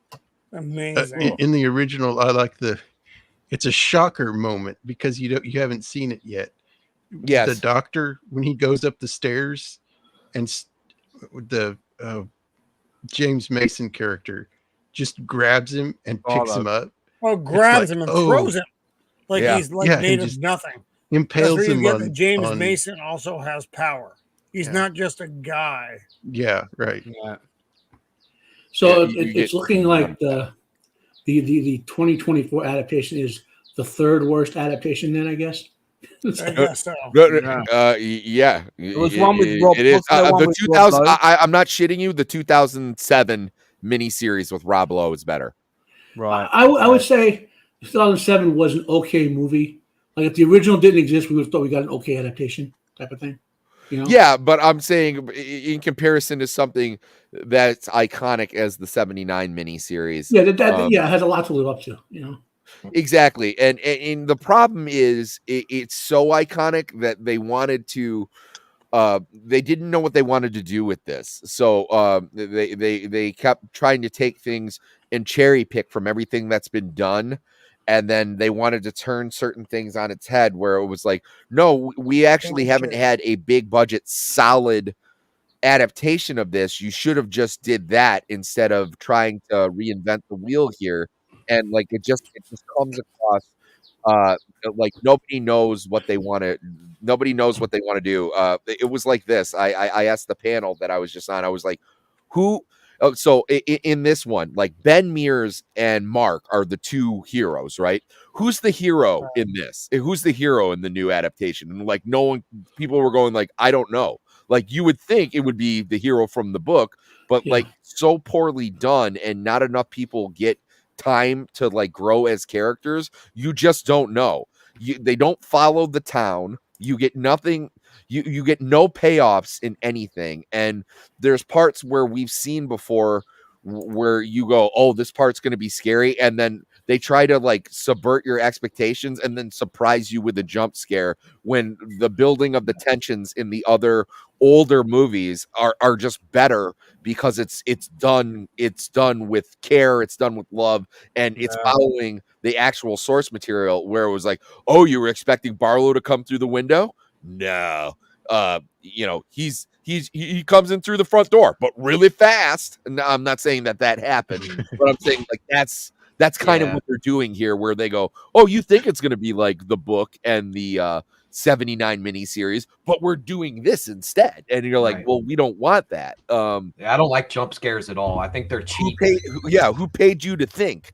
Shut up and adapt it correctly. Right. Agreed. This vampire also appears in my favorite vampire movie of all time, which is What We Do in the Shadows. Yes. Yeah, no, that's a great film. We mentioned that. It's such a great concept that they sat around a table and went, well, what can we do that's funny that hasn't been done yet? Oh, I know, a vampire documentary. But dark.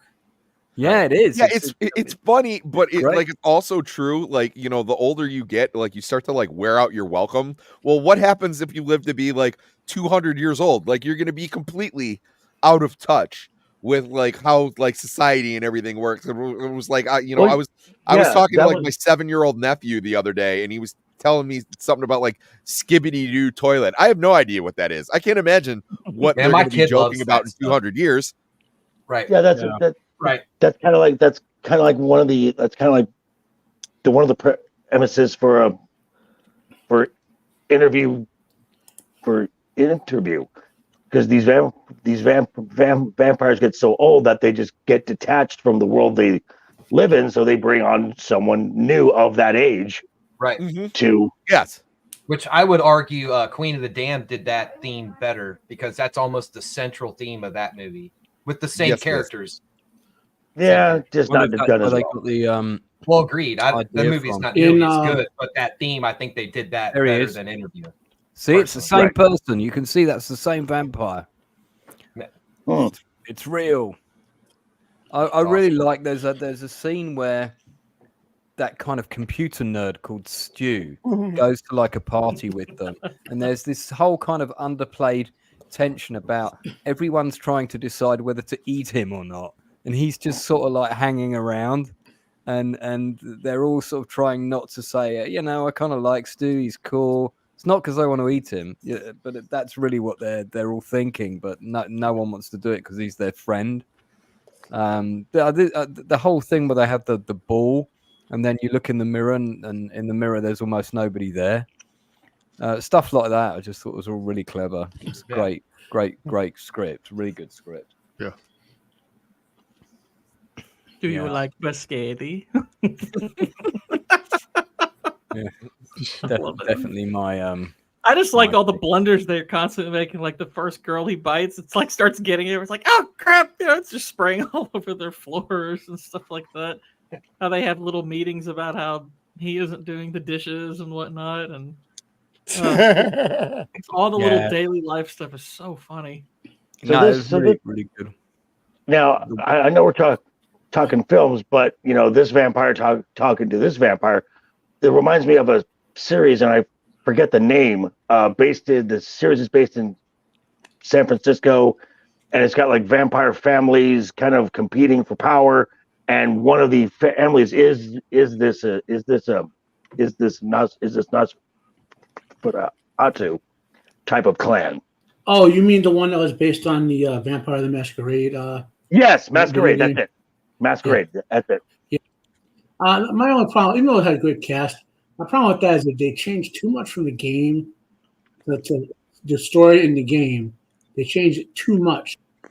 I think a lot of the fans of the game, of the role-playing game, when White Wolf is the company who made the game, like they abandoned the show, if you know what I mean. Is that the D10 based one? I thought, if I remember right, the original White Wolf was No, I meant Vampire the Masquerade. The original White Wolf games, the ones I played with the original volume, they were all D6 collectives. Okay. They're like pool D6. Here's a question for the panel, right? Do you guys remember the vampire episode of Starsky and Hutch? Yes. With John Saxon as the guest actor playing the vampire. And at one point, there's a scene where they're chasing him across a roof, and he makes this impossible jump, and they kind of like inflate his cape in the shot. So it's sort of like implied that he's got special vampire powers and he can leap a bit further. It was episode 7 of season 2. And I remember watching that with my parents, and I was quite scared. It was. The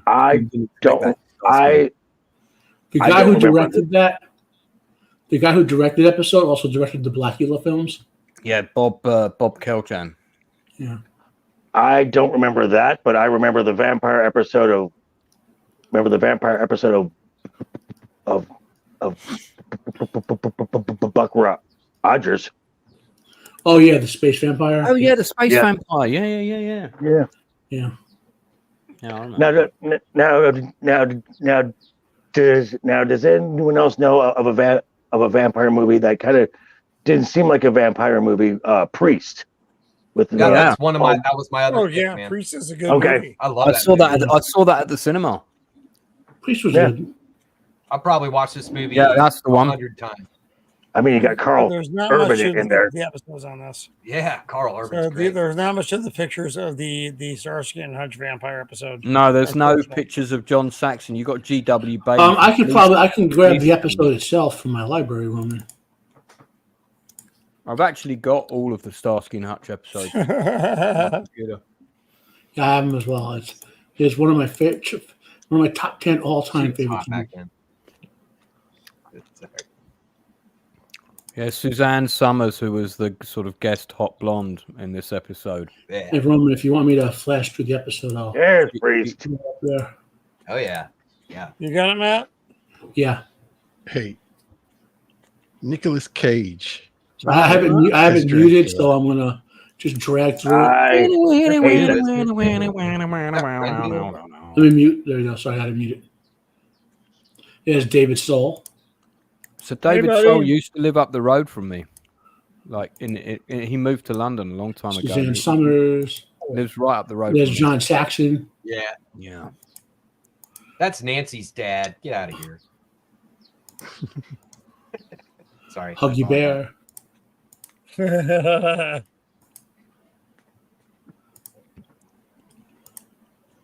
Good stuff.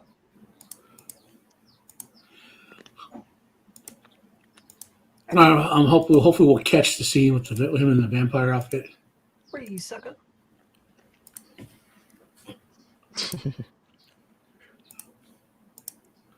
I remember there he is There with we his go. cape, and he's like on the rooftops and stuff. And Yeah.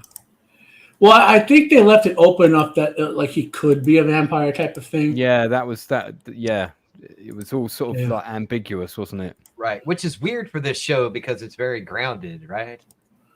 Kind Vampires of. were very cool around that time. Yeah. So everybody was doing a vampire somewhere. I'm gonna close it now. So that was when the vampire, like the vampire explosions of movies and TV shows started basically with the Hammer films.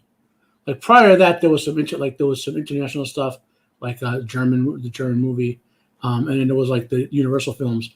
But after the Hammer films came out, there were the Hammer films. Then all these like we took a whole bunch of vampire films in the '70s. You know, Salem's Lot, Blackula. Or Blackula. Yeah. Yeah. There was just a huge explosion after, and then those are Dracula-based movies. Eventually, you'll start getting the ones that were just like, the 80s, Fright Night, for example, which is another, like a total different take on it. Like I said, it just kept expanding to now we have the glut we get, I just like the whole dynamic in Fright Night where he's just kind of like smiling the whole time, like, I'm going to bang your mom. Well, here's the thing about Friday Night that is so great, right? Jerry Dandridge, which is the character's name, he doesn't want to kill them at all. He's like, just leave me alone. Yeah. Yeah, he's like, I will leave you alone if you leave me alone. I've given you like 3-4 I chances. didn't leave him alone. Yeah. He's asking, leave me alone while you know no I'm one killing can do you, that. but Yeah, but you know what? I mean, I mean, honestly, it could be funny to meme about how it's like, well, he should have just minded his own business. Like, no, he's killing people. You're gonna want to stop that. in horrible and terrific ways. Yeah, but So we're going to start wrapping things up now because we are in the final few minutes of the show. So we're going to say our goodbyes and say thank you for being here. And let's see what everybody has going on this week. Joker. good talking with you, Joker bro. was apparently trapped or possibly dead. So he's that's been fine. attacked by Batman got him. Blackula.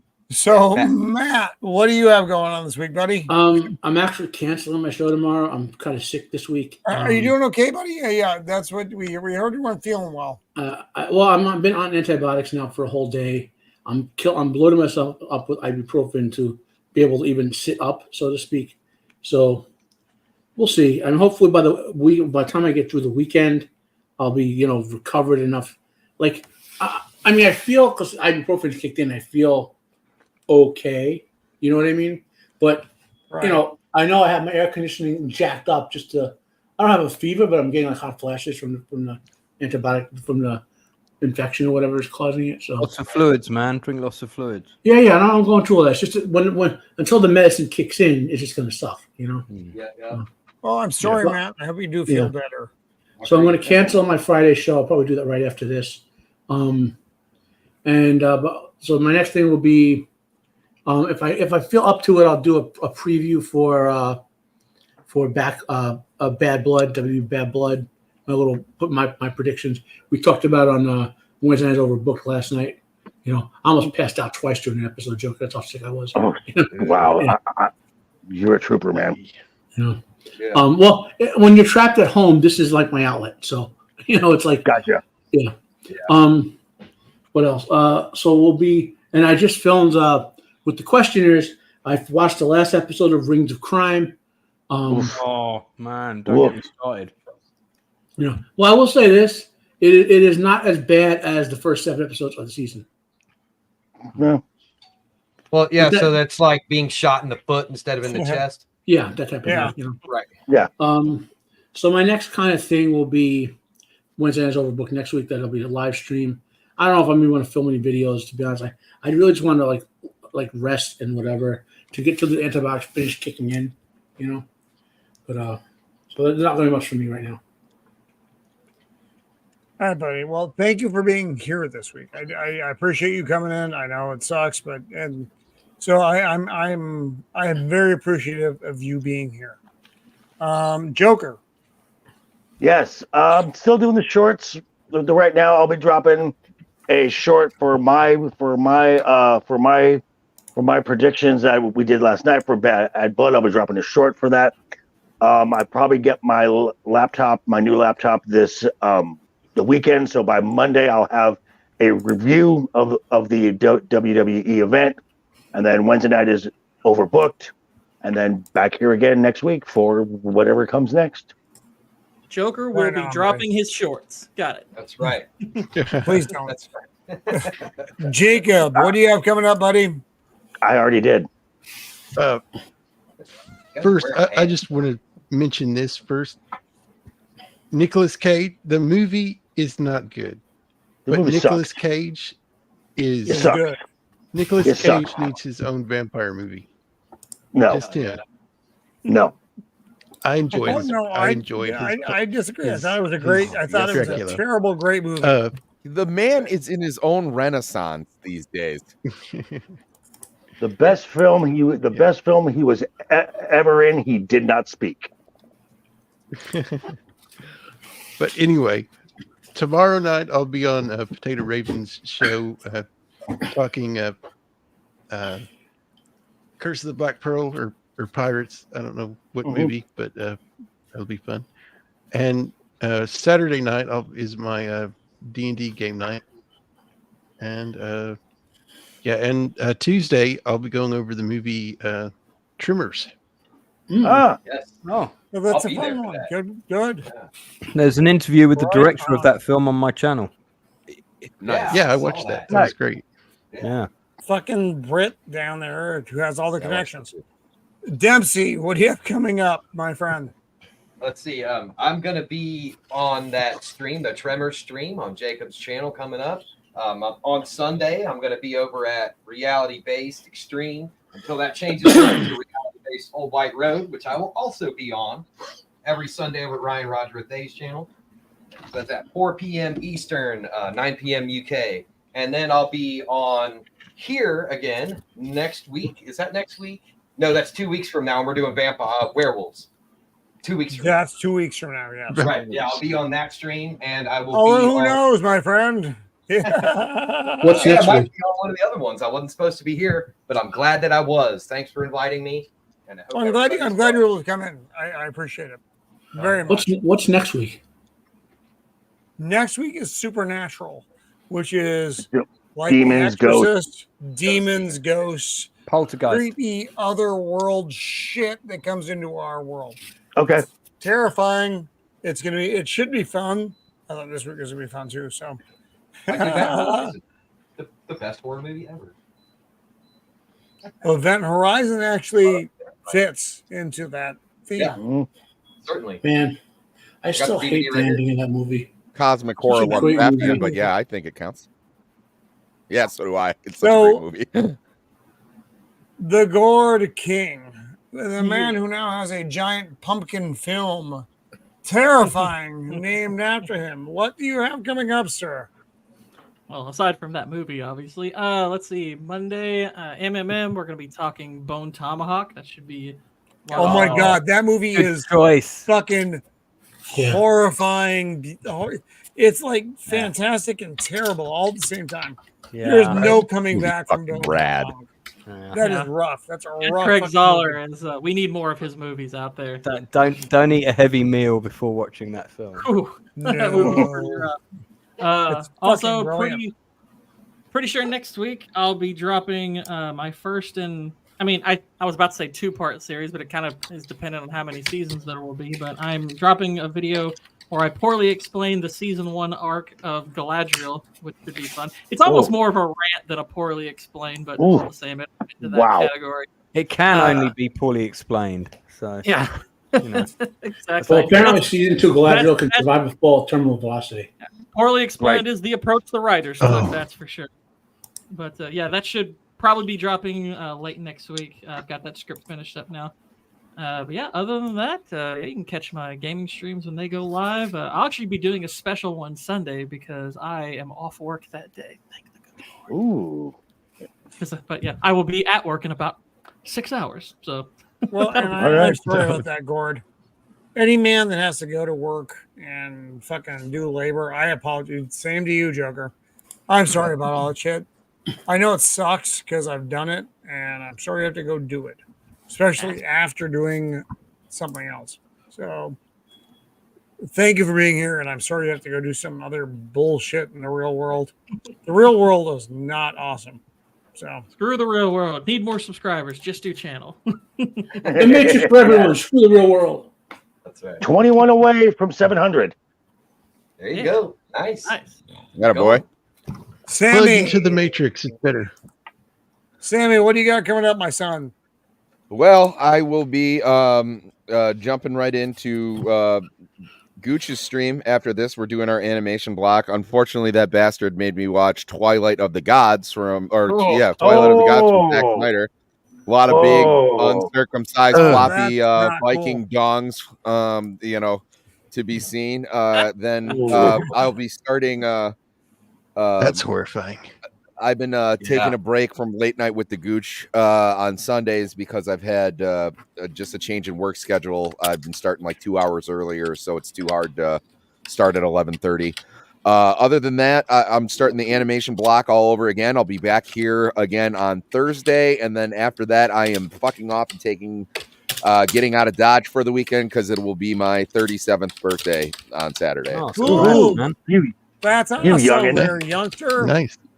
You young. I remember Have when I a was mane of 37. hair of a Sammy, you realize all year you get to use the I'm body about to be 38. line. I'm 37. I'm not old. Yeah, Oh, exactly. All year. I was there 3,000 years ago, Deacon Gandalf. So I want to thank all of our panelists for being here tonight. Even Hang those on, who don't were I not get to plug my expected. shit?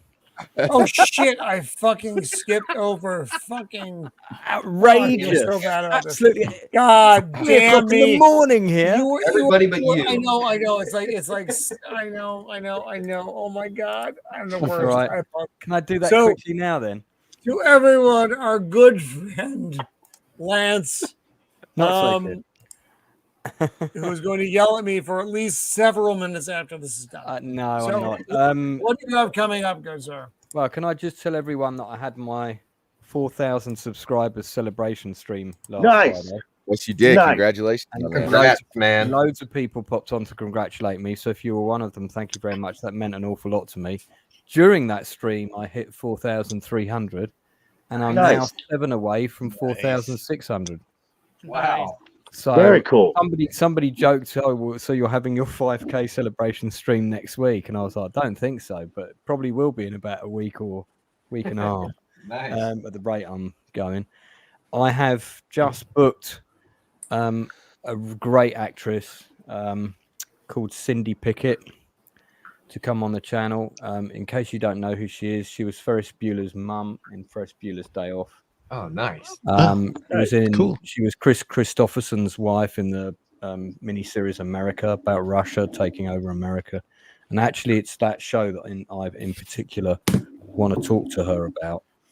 And the passing of Christopherson is what made me reach out to her. I thought, I always wanted to interview that woman. She's a phenomenal actress. She's not available for about a month, but she's agreed to come on. So really looking forward to doing that. And then we're continuing our breakdown of the Shield, one of the best TV shows ever made. I actually bought. So Lance, I actually bought that series because of you. You've talked about it before. It's amazing. And we just finished Justified, and we needed another series to go into. And I'm like, I have this friend who speaks about the Shield. So I just bought it. It arrived today, so I've got that tucked away. So we're going to be watching the Shield soon. Oh my god, it's so good. I mean, this is the 7th. I've never seen it. Well, this is the 7th time I've watched the entire thing. It's 7 seasons. Whoa! Yeah, and I'm still picking up on little things that I missed. It's such a phenomenal cast, and I've got what's nice about the breakdown is I've got 2 people who are watching it for the first time every week. So we're getting that genuine reaction now, and not just a nostalgic reaction. And really enjoying it. Then just the Nielsen ratings every Tuesday, and the other thing was, if you saw me on Open Bar, I put like a shout out for creatives to get in touch with me, so that they could come on my channel and I would promote their comic, their board game, whatever they've got that they're creating. 6 people got in touch with me as a result of that. Very cool. The first one of them came on tonight, who's got a comic book on Kickstarter, so I interviewed them just before I came on here. I've got 2 authors coming on in a couple of weeks. I've got a filmmaker coming on who's just done this really funny short, and so I've got him coming on. So that worked. Loads of people got in touch with me, and if I think their project's interesting, if I think they're passionate about it, I'm quite happy for them to come on my channel and me chat to them and let's promote it. So I'm going to keep putting that out there. So anyone listening who's got working on a creative project, it's got to be some degree along, so there's something we can show people. Get in touch with me, and especially if you've got a Kickstarter or Indiegogo, because I know they're so hard to get money for now. Yes, we've done that several times on this channel. Yep. So No go. Lance is cool because he's not just a guy with a funny accent. He's actually a cool dude. Gotta bounce, guys. Hey, Bye, later, Sammy. Bye, Take it easy. All right, take care. Bye, friends. See My you next alarm is week. going off. My alarm is going off because I hit the snooze on it before. So on that, Hey, Roman, my wife could did I? not divorce me. Jacob, you're going to get me divorced. You're going to get me divorced, Jacob. I just have a couple of announcements. Do it quickly, Jacob. Can I do it quickly. Just quickly? Okay. So the first Tuesday in November will be a X-Files / birthday stream. So it's When? the first Which of one? November. Which weekend? The 5th. The 5th, but God damn it, Jacob! the first. You're gonna make me be on there, aren't you? Yes, you If I are, can. because I love you and I love X-Files. So So yeah, the first is actually right. my birthday, so I'll be kind of doing that. Nice. And then the Love Jacob. 14th of January is my 100th episode. Nice. Nice. So we'll have a little celebration there. Nice. And then after Annoying. I'll be done with the first season of X-Files this year. So the first Tuesday in January I'll be doing a short break from it and be going over the Dominion War episodes of DS9. So that Gotcha. I don't know what that means, but I appreciate the first half of that, Jacob. Thanks. Okay, that's all I got. I hate DS9 so much. So I love that show. Joker. So much. I know everybody else loves it but me. That's one of those things I understand. That's just like one of my anomalies in our universe. Joker. I'm sorry, I'm mildly fucked up. Joker voice. What do you got coming up, my friend? I already said it. Yeah, I'm good. true. We No. were Good. Hey, if we Did I haven't say- said it, Wait, watch did we do Doom this Asylum. already? It's terrible. You'll laugh. It's hilarious. God damn it. So Yeah, we who's got next? everybody. No, we Courtney got or everybody. Dempsey. What about Dempsey? You got everybody. Yeah, I went. As a Yep, matter of fact, I everybody. did miss one thing. All good. I will be on Jacob's channel for his arachnophobia as well. So Yes. here's what happens when you drink too much before you do your episodes, folks. You get this. You get a terrible ending, but We should have I just hope kept it's gonna going be on a okay. loop. Yeah, I feel bad about it, but I don't feel that bad about it because I was drinking so much before. So thank you so much to our chat and our panel tonight. You guys really do make it so much fun for us to do. We get this peppering of all these comments over here that make us go, what the fuck am I thinking? And then we get, of course, our wonderful panel, even the ones who don't show up, that I'm very happy who we have. So, golly. Until next So week. next week, don't drink so much whiskey before the show. That's the message that you're trying to convey. Or do. So next week we are doing Supernatural. So Supernatural is creepy. Supernatural is demonic, possession, ghosts, all the stuff that you are the intangible, which is fucking horrifying.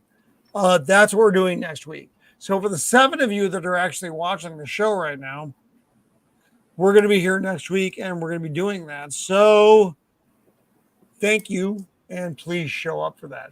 So until next time, golly, Be kind. do all the stuff and be kind. Toodles. Later. Later.